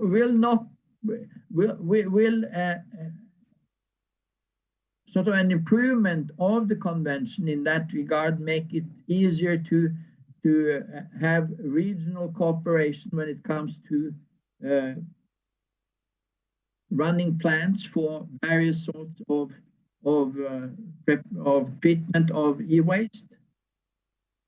Yes, it will. Simply because even putting up infrastructure itself to run effectively an e-waste facility is very capital intensive, and you need the volumes for you to have return on investment. Yes. You cannot rely only on volumes that are created within Kenya. For instance, if you want to do batteries recycling, if you also want to do PCB urban mining as well, you cannot concentrate on that. You have to concentrate, for instance, in getting everything from all over. So with that, with revision of this, then it will make even business easier for people who are investing in e-waste management. It will make also easy. It will also create more jobs, because now more green jobs, to be precise, because now we'll have more collection points across Africa, and also reduce the dumping and also other illegal means of extracting the metals that are therein. And I think Dr. Ifeanyi can add on that as well. Is that an issue in Nigeria too? Oh, it's not far from the mark in Nigeria. I'll have to say, and it's I was part of the African Development Bank, if I can call it a conference, and it was amazing how e-waste companies that spoke on their development and their trials and tribulations were actually sounding similar to Nigeria. So it all sounds like we're fighting the same or a similar battle. Perhaps it might not be the same as far as sub-Saharan African countries have some peculiarities to their e-waste crisis in their respective countries. But it is similar enough for us to say, as I said in that African Development Bank conference, I said that basically we have to try not to do what Sarah Anjao said, which is try not to, I think she was once I said we should not reinvent the wheel. Was it, I think it was you, Sarah. And yes, to reinvent the wheel is a waste of time, as we know, especially with the establishment of very important systems, government, whether it's government enforcement systems. And as Professor Osiba just said, yes, is to actually try and get the large, very historical Basel, Bamako, etc., have it nationally implemented, because it's been up in the sky in if I can put it that way. I mean, it's wonderful on paper to have a Bamako convention, but practically speaking, we're dying. So practically speaking, the e-waste crisis continues. Why? And that's because nobody practically is respecting or is actually doing something about it, which is why although I have a background in legal studies, I have a background in hospitality, I learned about the e-waste crisis. I said, no way, I plan to have a family. Practically speaking, I have to do something about it. And here we are sitting here today. Right. So it's a very good response from Sarah, and I second it. There is a comment from Dr. Kelvin. Can he make the comment somehow? Is he in the audience? So please get hold of a microphone, which hopefully is working well.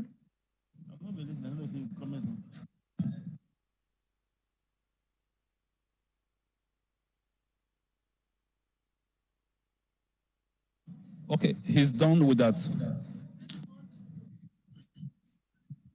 Yes? Mm-hmm. What was that? Dr. Kelvin?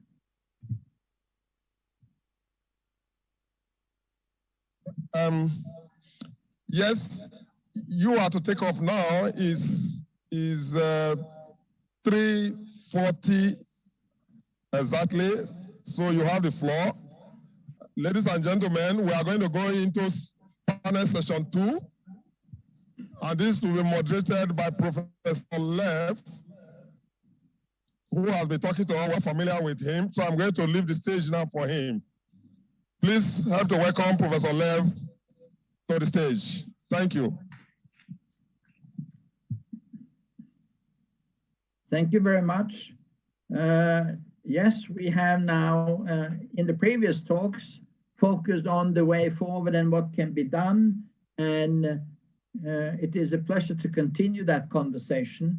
And according to the program, there should have been more panelists here, but they haven't made a connection, which means that we have just 2 panelists, and one of whom was not supposed to be here, but it's a great pleasure to welcome also Dr. Ifi Ochonor, and we will continue our conversation.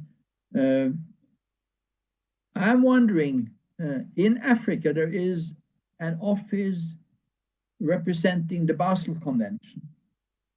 I don't know exactly where it is, I have to admit, but to what extent is that active to get things moving in the right direction? Sarah, do you want to start out? The office sits at the UNEP, which is where we are. The headquarters is in Nairobi. That's where the office is, the BRS sits. I wouldn't want, I think there was a representative from the Basel Convention as one of the speakers.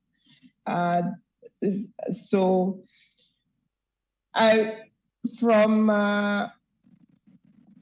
to be honest, I have not felt them as we are getting into, this is the time Africa is actually releasing most of its e-waste. There's some need to be collaborations between all actors in ensuring, for instance, in the issues Dr. Ochonogo and I are raising about the revision of the Basel Convention so that it gets into 21st century and gets into technology. When you look at it, some of the items actually that are listed as hazardous, right now they are not hazardous because of technology. There are some items now that need to be declared hazardous. There are some items now, for instance, for the CLT monitors, they need to be declared officially problematic because of the European companies that were disposing them, were handling them, they've shut. And Africa right now is releasing them in volumes. So there needs to be a lot of work to be done by the office. I'll take the challenge. The office sits in Nairobi. So I'll take the challenge with the help of everyone else here, the conveners, that we'll be able now to knock on their doors very seriously and forge a way forward. Thank you. Thank you. How is your connection with the office? My connection, I believe, was quite historical. I think before as I said, I learned about the electronic waste crisis, and I will almost say it was a very big reaction to after doing a lot of research. I found out the only defense, the only solution that one can do is to establish the best example for Nigeria, which did not have a strong defense against this crisis. But I actually found out that we have a lot of experts. The most notable, as far as I saw at the time, was the person that I mentioned before. Professor Osibanjo is somebody that I traveled to Ibadan to. I think he was. I'm sorry, my memory is not best. We're not perfect, but he worked for Basel directly. I mean, correct me if I'm wrong. So yes, it is. That's correct. So funnily enough, I mean, it's. I think. I mean, there are good and bad of within every convention, within every company, every institution. But it actually there's no chance that it will not result in something good. I mean, through Professor Osibanjo, I met him and I actually got more strongly inspired of what to do and what not to do for the electronic waste crisis to be dealt with, to operate as a proper electronic waste company, and to actually respect eco-friendly recycling, and not to take, try my best, make a promise to myself and to the country and to humanity in general, not to cut corners at all and poison those that I'm trying to save at the same time, and to continue to do so on the best possible level. And that's the best answer I could give. Yeah.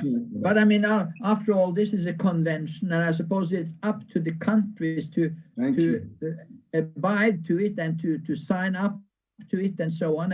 And I have the feeling that quite a few countries have not adopted and are members of the convention, so to speak. I have worked for quite a few years in collaboration with OPCW, the Chemical Weapons Convention, and they have a membership of close to 195 countries that have to follow their regulations. There are just three countries left. And I mean, I think it could really start by getting more countries to become members and then follow up what is written in the convention. Then I want to raise another issue, which is sort of a hobby horse of mine.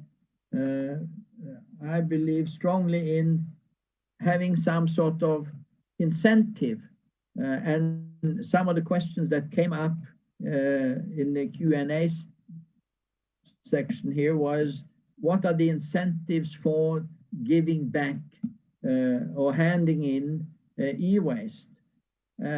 I wonder if a deposit of some sort could really do wonders. I mean, it should not be just change, it should be a significant amount of money, like we have on cars in my country, for instance, and also every pop bottle is giving approximately 50 cents. You have to pay extra, and that is refunded when you hand it in, which means that kids are running around collecting bottles. And I have to say, my grandkids this summer, they collected bottles for $400. So 800 bottles. And I mean, if you had the similar system for all sorts of electronic products, would that help? Because then to get it back would be a good start and not get it out in the environment. So what do you think about that idea? Practically speaking, we, as I said before, ITER is a company. I was forced to actually establish an NGO because I was trying to actually get people to understand the problem and to hand over the electronic waste, the dangerous electronic waste. Now, if I can let you know there's a very big difference between general waste and electronic waste, which I'm sure you know more than anybody else. So the fact is, the majority of people, I mean, depends on which level, or if I can say which class they are. I mean, if it's the majority, the masses, the poor people, okay, they would never, they decided not to just drop off their device, or no matter how old it is, or decrepit it is, they would not just drop it off. They would want you to give them some sort of money, or, as you said, some incentive for it. Now, that cancels out the drop-off. I mean, I know in countries, in developed countries like the country I'm in now, yes, drop-off centers are there where people would just go and drop off, and then they've now established take-back, companies have established take-back initiatives, which is a better one. But drop-offs are very, very difficult, if not impossible, in countries like Nigeria, developing countries as they term them. So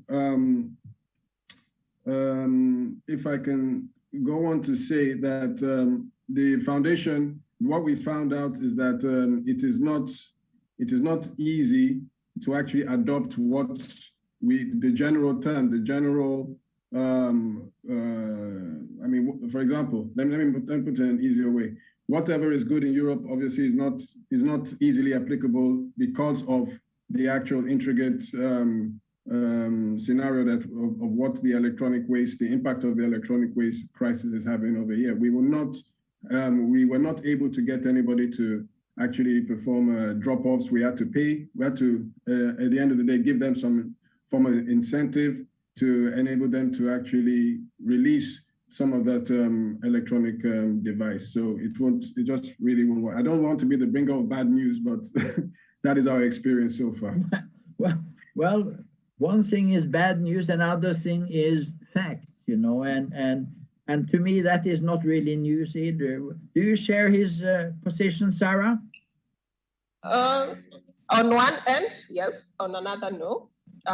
one thing we agree is that as Africans, we are very sentimental. We attach our electronics very sentimentally to ourselves. So find a very old TV stopped functioning, we still have it. That part we agree. Releasing US dead electronics, people want to get value out of it, even though it's very problematic when it comes to handling it. When it comes to incentives, it would work if the original equipment manufacturers actually took part in it. Look at how they operate in Europe. Almost all the original equipment manufacturers have a product stewardship program. But when it comes to Africa, they don't want to bring in the product stewardship programs to us. So you'll find there's an incentive attached to when you take back your, for instance, your TV. I'll use the LG, for instance, not that I'm vilifying them or anything. So you'll be able, when it is dead, you'll be able to take it back to the LG shop, and then you are able, they do the math itself, and then you can be able to buy, you add a little money on it. So it all starts with that, owning what they do at their homes and bringing it to us.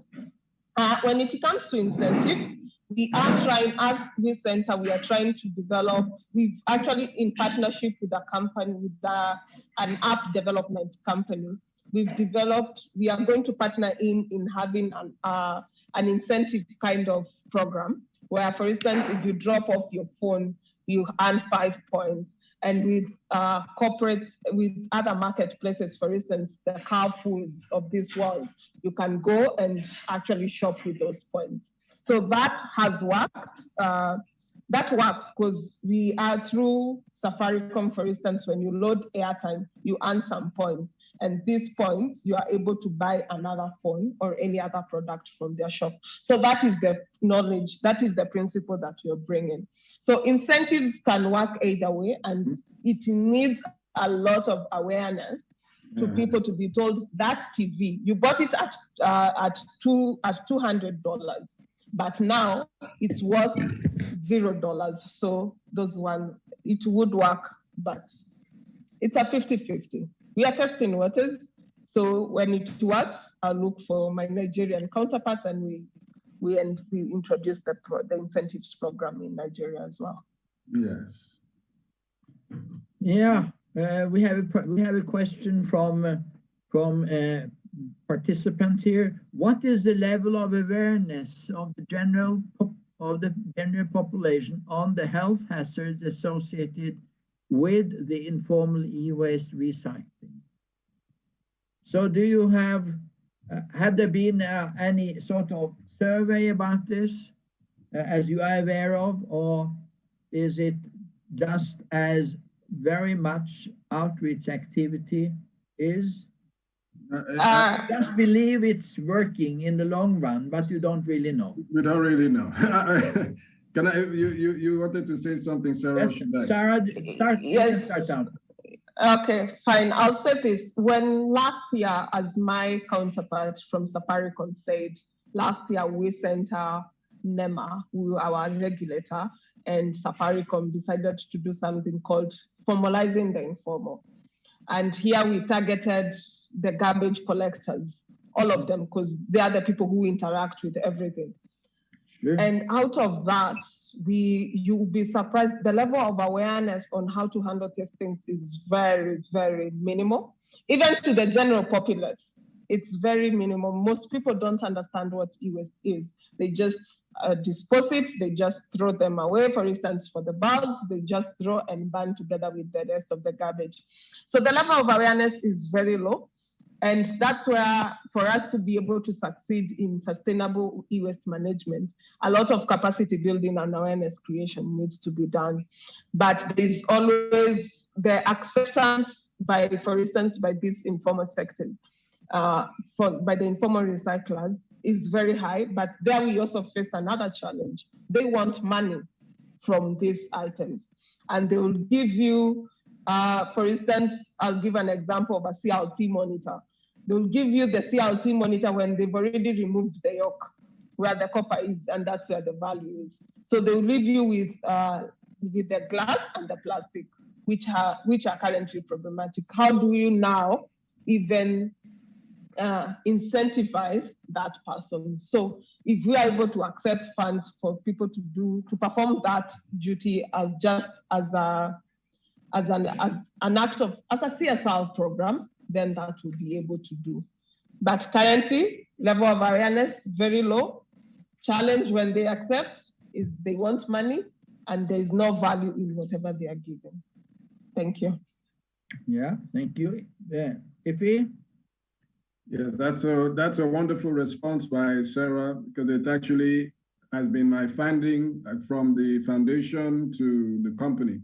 I mean, the no value aspect of things is something that I had not thought of including. Yes, it can have, as I put it, cannibalized or gutted electronic devices where it's just the e-plastics. The e-plastic I call is electronic waste plastics that are left, and all the valuable parts of the electronic device that are left. It's basically taken apart and cannibalized. So it's just left for us to do one thing in particular, because one thing that they need to understand is that the implication of them doing mishandling what they are mishandling. This is the informal sector that I'm talking about. Because you said as well, Sarah, formalizing the informal sector, which is exactly where we are at the E-Waste Relief Foundation, and where we are with the Nigerian E-Waste project that are found. I mean, we've had to establish two things in the two initiatives in the E-Waste Relief Foundation. That's we called it the Lagos E-Waste Handlers Capacity Enhancement Program, targeting informal handlers of electronic waste at Alaba International, which is one of the critical areas in West Africa, where e-waste is managed or mismanaged at a mass level. So what we've tried to do is to actually deliver the best awareness creation initiative for them. It was covered by Nigerian State Television in 2018 and 19.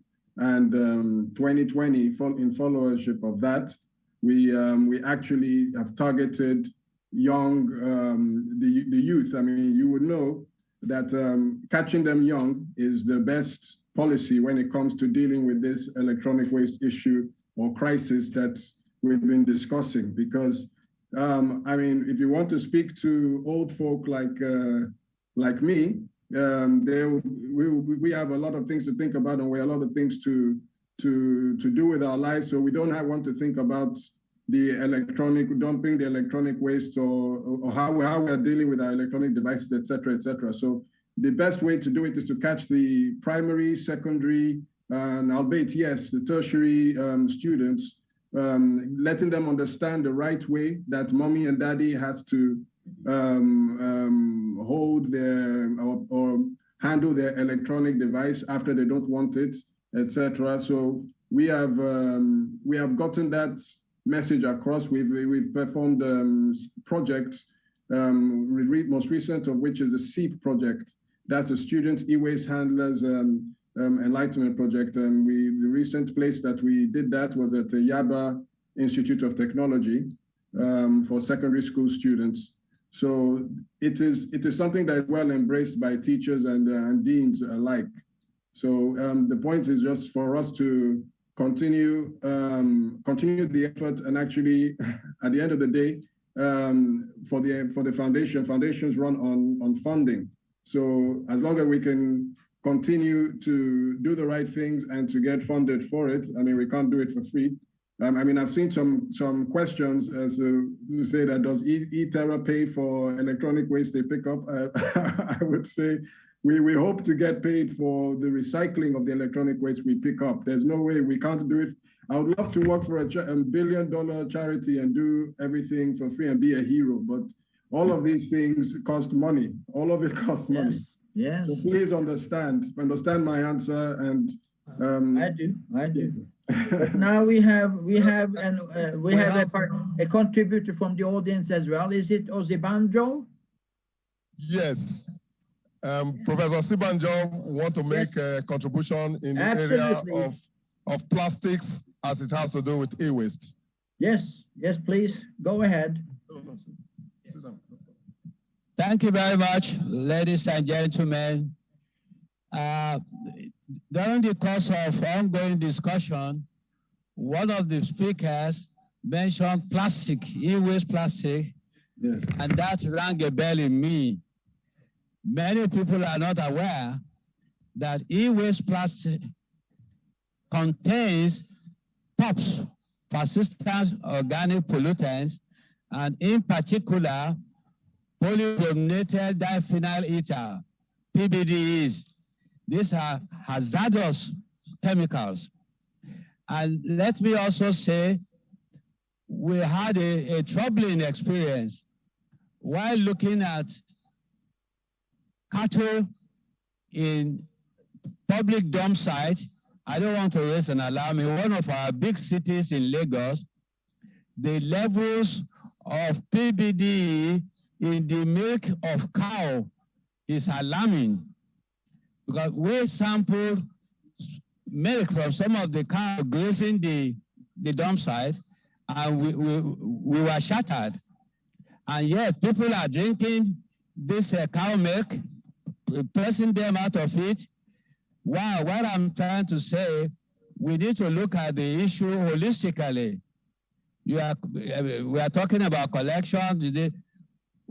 For some of the things you are going to collect, there has to be some ground rules and direction so that people don't get contaminated in the process. And I can also confirm 2 years ago, the Basel Convention Secretariat organized a meeting in Barcelona on e-waste plastic. So let's put that in mind. I'll do more of our research. E-waste plastic is hazardous. That is a fact. Anybody wants to share, I can share our publications in high impact journals, and we should bear it in mind. Thank you very much. Thank you so much. Yes, we will keep that in mind. And also, of course, that adds to this primitive handling of the problems coming out of the primitive handling of the e-waste with all the plastic on the top of that. But if now there will be an improvement, let's say it will be possible to improve the conditions in the more informal sites. I suppose they are afraid of losing their jobs, which means that if we are going to see a significant improvement on a large scale, there must be quite a bit of creative entrepreneurship to take place as well. And is that a problem that is being discussed in your countries? Creative entrepreneurship. Yes, greener jobs, and maybe even start with better controlled facilities, because the informal way of doing it is there is no structure, and to me it looks like a tremendous problem to handle, because if one is saying that from now on we are only going to use high-tech facilities to take care of the waste, then all these people working in the informal business will be out of job, unless they get a job in the new industry. But I gather that the reason why this informal sector is so large is that people need a living, and they take the jobs that are available, and that is sort of their most important issue, which I can understand very well. But if they don't have then any knowledge about the conditions under which they are working and the issues, health issues, environmental issues, it becomes very difficult to do anything if they don't get an alternative job.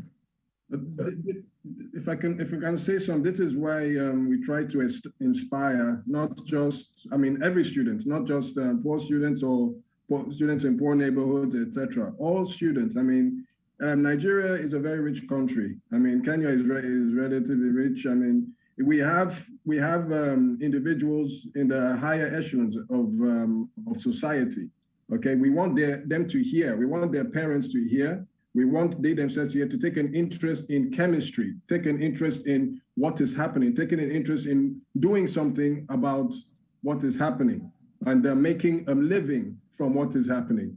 So we want, one of the missions of the ERF, as part of its constitution, one of the missions of eTerra is to actually inspire students, inspire kids to actually know, actually take a greater interest in science and technology. I've met the Minister of Science and Technology for Nigeria and said, look, our hands are open. You can learn what you need to learn and inspire the nation, inspire the children especially. Mm-hmm. So it's definitely going to fall on different, it's going to affect the society, affect society in general. I mean, the low end, the medium end, and the high end. We hope the high end will listen now, because sometimes I was wondering a lot. Some people know, I mean, maybe even Professor Osibanjo heard me say that I don't know why more people are not doing what I'm trying to do. It's just because they don't understand. What they understand is going out on Friday nights and doing these silly things and this kind of, they don't realize that we have a crisis threatening our future, things like that. They need more awareness. They need to take more interest in chemistry, take more interest in how chemistry impacts our biology. They need to understand all of these things. So we hope that those in the higher echelons of society, their children or their adults will understand quicker, but it is happening. One thing I need to say to be positive is that it is happening. It's growing slowly, but it is happening. People do understand. More people are understanding. Like you said earlier, Professor Leaf, we don't have statistics, and Sarah said that statistics is a very serious issue. So it's across the board. So yes, I don't have statistics, but I feel and I know that everything that we've been doing, all of these sit-down sessions that we've been having, it's actually having an impact. I mean, for instance, in 2017, I was invited by the Pax Romana. That's a big Catholic association in Nigeria. Catholic association. I think it's centered in the US. But we were invited, and all of the recycling companies in West Africa were brought from Ghana. No, not West Africa, in Africa. So excuse me, were brought together and sign an oath to say that we're going to do everything that we can, which includes doing things the right way, doing the right things the right way. That is, perform electronic waste recycling, but do it in an eco-friendly manner where we don't, harm anybody or harm the environment. So it's really, I do believe that it's just a matter of time. Otherwise, I wouldn't have been crazy enough to go through with what I'm doing. I mean, if I can tell you, the first investment that we made, the first machine that we bought was a CRT recycling machine, the CRT treatment table. I think Sarah will understand that the CRT treatment table does not generate much revenue at all. It doesn't. But then I lobbied and lobbied. We lobbied to actually get the 2015 edition of that as a signature of what mission that we were going into, not just to actually take the lucrative elements of electronic waste, but we need to be more responsible in totality to actually perform proper recycling as we are the beginning, we're the start of something great here in West Africa. So I hope that's. Yeah, thank you. Just to add, Prof, for instance, for us, just to make sure that we secure the informal sector jobs, what we are planning to do and what is in our plans is that whenever we train you, and we set up a pre-processing center.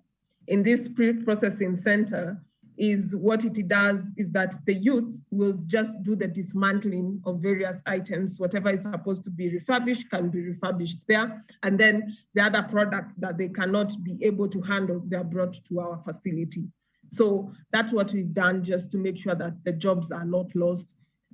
There's a question on how do we handle the interference that may be coming from the informal sector. And I've answered that. That's what I'm saying is that we work hand in hand. We want to have a relationship. We get into a kind of memorandum of understanding that you'll be collecting for us, because they actually, the informal sector get into roots, and they are, in even their collection methods, they're able to get to various homes compared to us. So then, and that's why I said earlier, that will only work when we have enough fundings for us to be able to buy US. Because right now, in Africa generally, from our end, the investment is so huge, the returns are not as much as we want to. And there's a question also on the level of financial involvement of formal sector US recycling. I'll just say it's expensive, it's capital intensive. For instance, Umico in 2019, did an upgrading of their facility, an upgrading for that matter, to a tune of 1 billion euros. Because you need to bring in, for instance, if you're going to do the urban mining of the PCBs, so if you're going to do the mechanical or, for instance, the chemical method, bring in all those machinery here.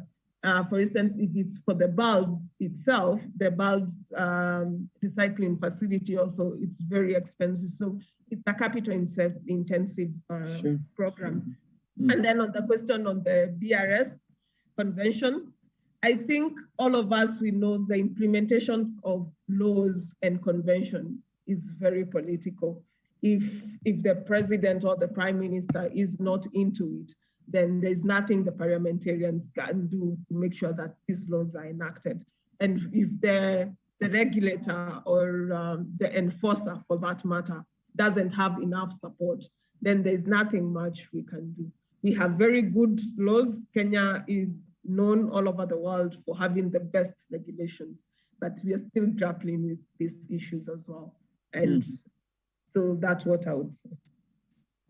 I saw Professor Ozibanjo on the podium a little while ago when you were talking, Dr. Efi, and maybe if he can come back and come with his intervention, that will be perfect.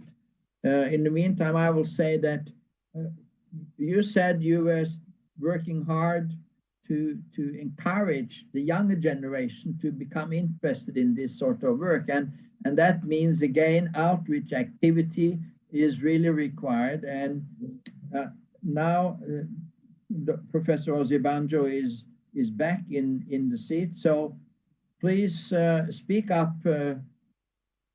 Professor. Yeah, thank you, Chair. Yes, the issue of e-waste plastics, you know, in Africa, the informal sector uses bare arm or some metal to dismantle things and all that. And then for plastic, what they do with cable, they bond the plastic. But when you look at the CRT of your computer and all that, amazingly, the plastic in the CRT and other parts of your computer contain high levels of polybrominated diphenyl ether, and these are POPs, carcinogenic and all that. When we found this, we screened about 500 CRTs over 10 years. The amazing result we found in one of the urban cities here in Nigeria, where cattle graze, we found alarming levels of PBDE in cow milk. And yet, people are drinking the cow milk. So that was part of the adverse health impact of lack of awareness of e-waste. And it also calls for more research, because after we published this, UNEP, Geneva, organized a meeting in Barcelona to look at this issue. And I can also say there was a project where I was invited to participate. They want to start looking at e-waste and so on. And I said, what about the plastic? It was omitted. I said, you are joking, because you are looking at water, you are looking at this, and there's a lot of utilization of plastic products. So I just want us to, in our discussion, in rounding up, we need to look at e-waste plastic, the role of e-waste plastic, and it can be, I would say, harbinger of ill health and death if we are not careful. So it should be an issue of consideration. Thank you very much. Yeah. Yeah, you are quite right. Often we just think about the metals, I agree, and the plastic, yes. But I know that some of the more advanced facilities, they try to use plastic for other products without cleaning them up. And I mean, I don't think that is the way forward either. So it's a tremendous, really a tremendous challenge, all of it. But if we are now starting to look toward closing, what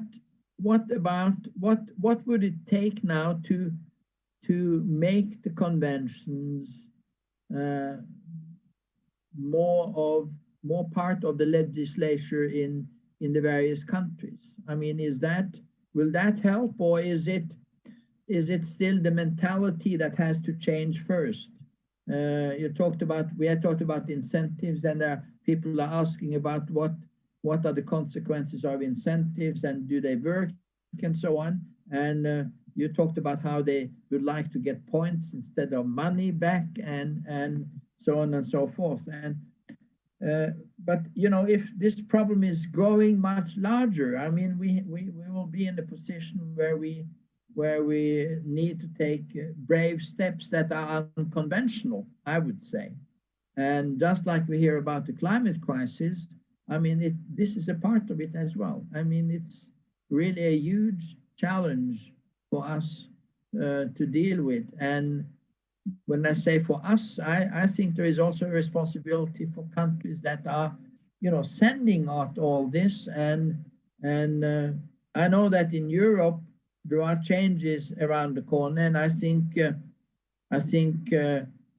Christoph Forsgren tomorrow will talk about the changes in Europe and what the consequences are, and so maybe that will be helpful. But the measures will be strict, I think, and I think we are up to severe challenges. So what is your hope for the future, Sarah, when it comes to this operation? And after all, being at the V center like you are in the middle of what should be a blooming future if we are now focusing on this, and it becomes really a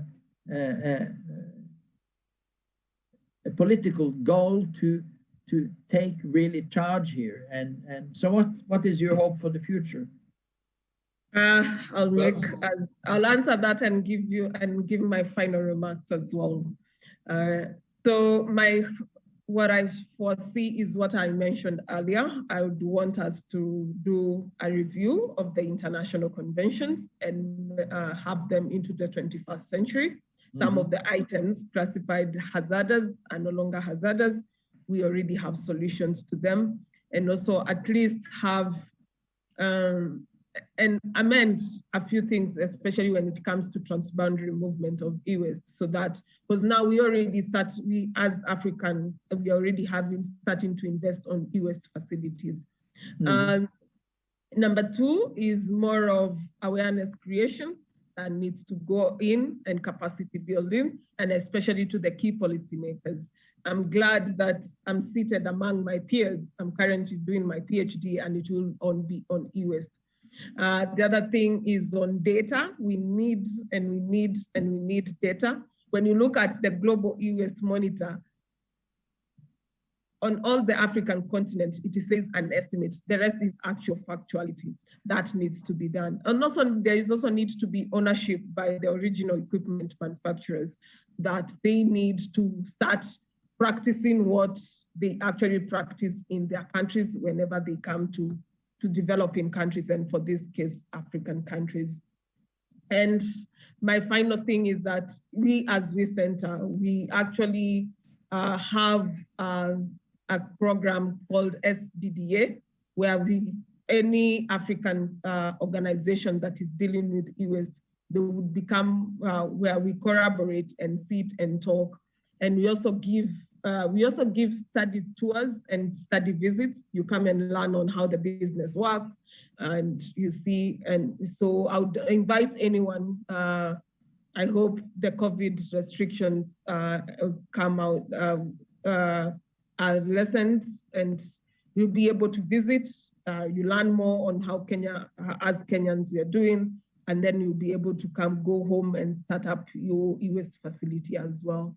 And it is glad to be here. It is amazing to be here and to listen to what other people are saying. And thank you so much for having me. Thank you. Thank you very much, Sarah. Professor Lev. Yeah. I just got a nod from Professor Sibanjo to be part of FAC, if that will be okay by you. Yeah. He can join us this evening? Yes, at 5 o'clock. I will pass that message to him. Yeah, perfect. Now we have about 10 minutes on this session. I'm aware of that, and I'm wondering, is there any activity in the hall? Are there people that would like to ask questions that could come? Yeah, there are other activities right now. As we're on this session, the technical session presentations are also going on. Right. So the conferees are divided. So many of them who are interested in those technical papers are in the technical session. Yeah, but now before we move on now, I would like to have a last comment from Dr. Iffy, and I think he has been kept here much longer than he had planned for. So I think that might be a good opportunity to a closing remark from you, so that you can be relieved. Thank you very much, Professor Lev, and I appreciate the recognition that I've been here from the start to now, and it's been a very, very good experience. It gives me hope for the future to know that that such effort and such thoughts are being put into our salvation, or the solution to the crisis that has engulfed the planet, but is engulfing Africa specifically in a very, very serious manner. So there's no way that I'll be able to leave this when I myself have a lot at stake, as well as everybody else. But it has been an excellent experience, and to be honest, I have not. What I would like to say is that as I think I was going to be able, I wish I was able to say it in my presentation, but we need to support every facet of resistance, or progressive resistance, let me make it more calm, to these issues that we're facing, because there are a lot of people, an increasing number of people who know about this problem, and a lot of people who have actually known of the problems of this problem, and have been trying to do something about it. Lo and behold, there's an electronic waste truck right outside, and it's been there for the last. It's been in the country for the last 4 years or 5 years. And it has been part of the push towards the right direction from us at ITER as a company, from the foundation, and going forward. And the message that I have for you is to please join in and practically start taking note of what is happening and establishing yourselves to put yourselves in a position to do something about it, because action speaks, obviously, as we know the saying, action speaks louder than words. So let's get on with it. Thank you very much, sis. Thank you. And for us, and that means for the IUPAC family of activities, this event has been very encouraging. And what you heard Prince Jay mention the Future Action Committee, and that committee is now discussing what can be done following this conference.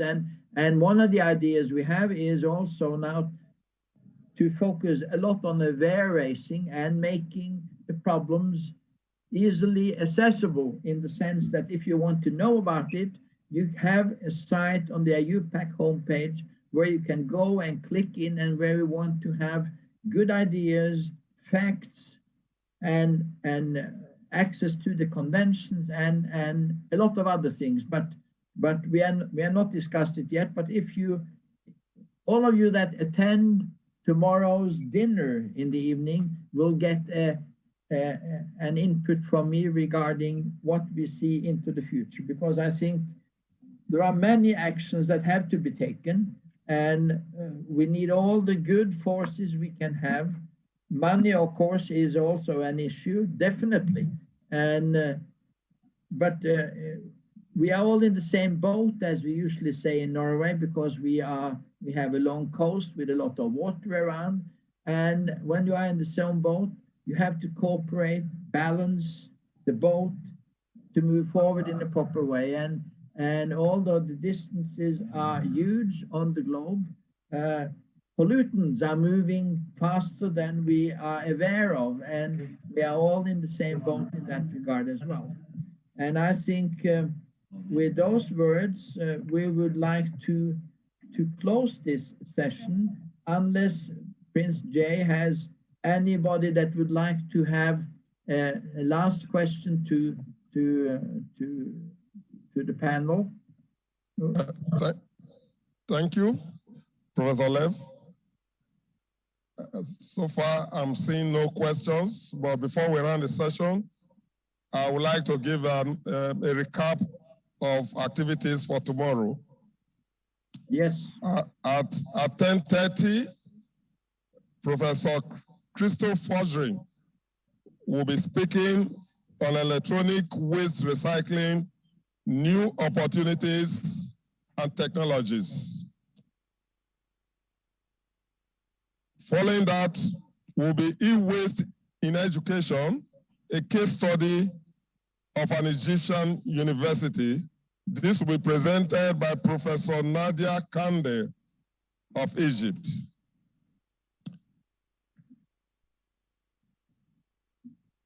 At 2:30, there will be panel session 3.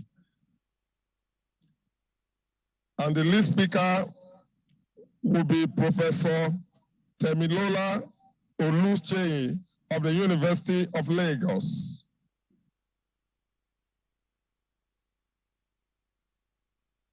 Thereafter, the panelists will take over the discussion, and questions and answers like we're having now will continue. The moderator for that session will be my humble self. So I encourage all of us to take note of these times tomorrow, both locally and internationally, to sign on. It will be an interesting session. Thank you, Lev. Thank you very much.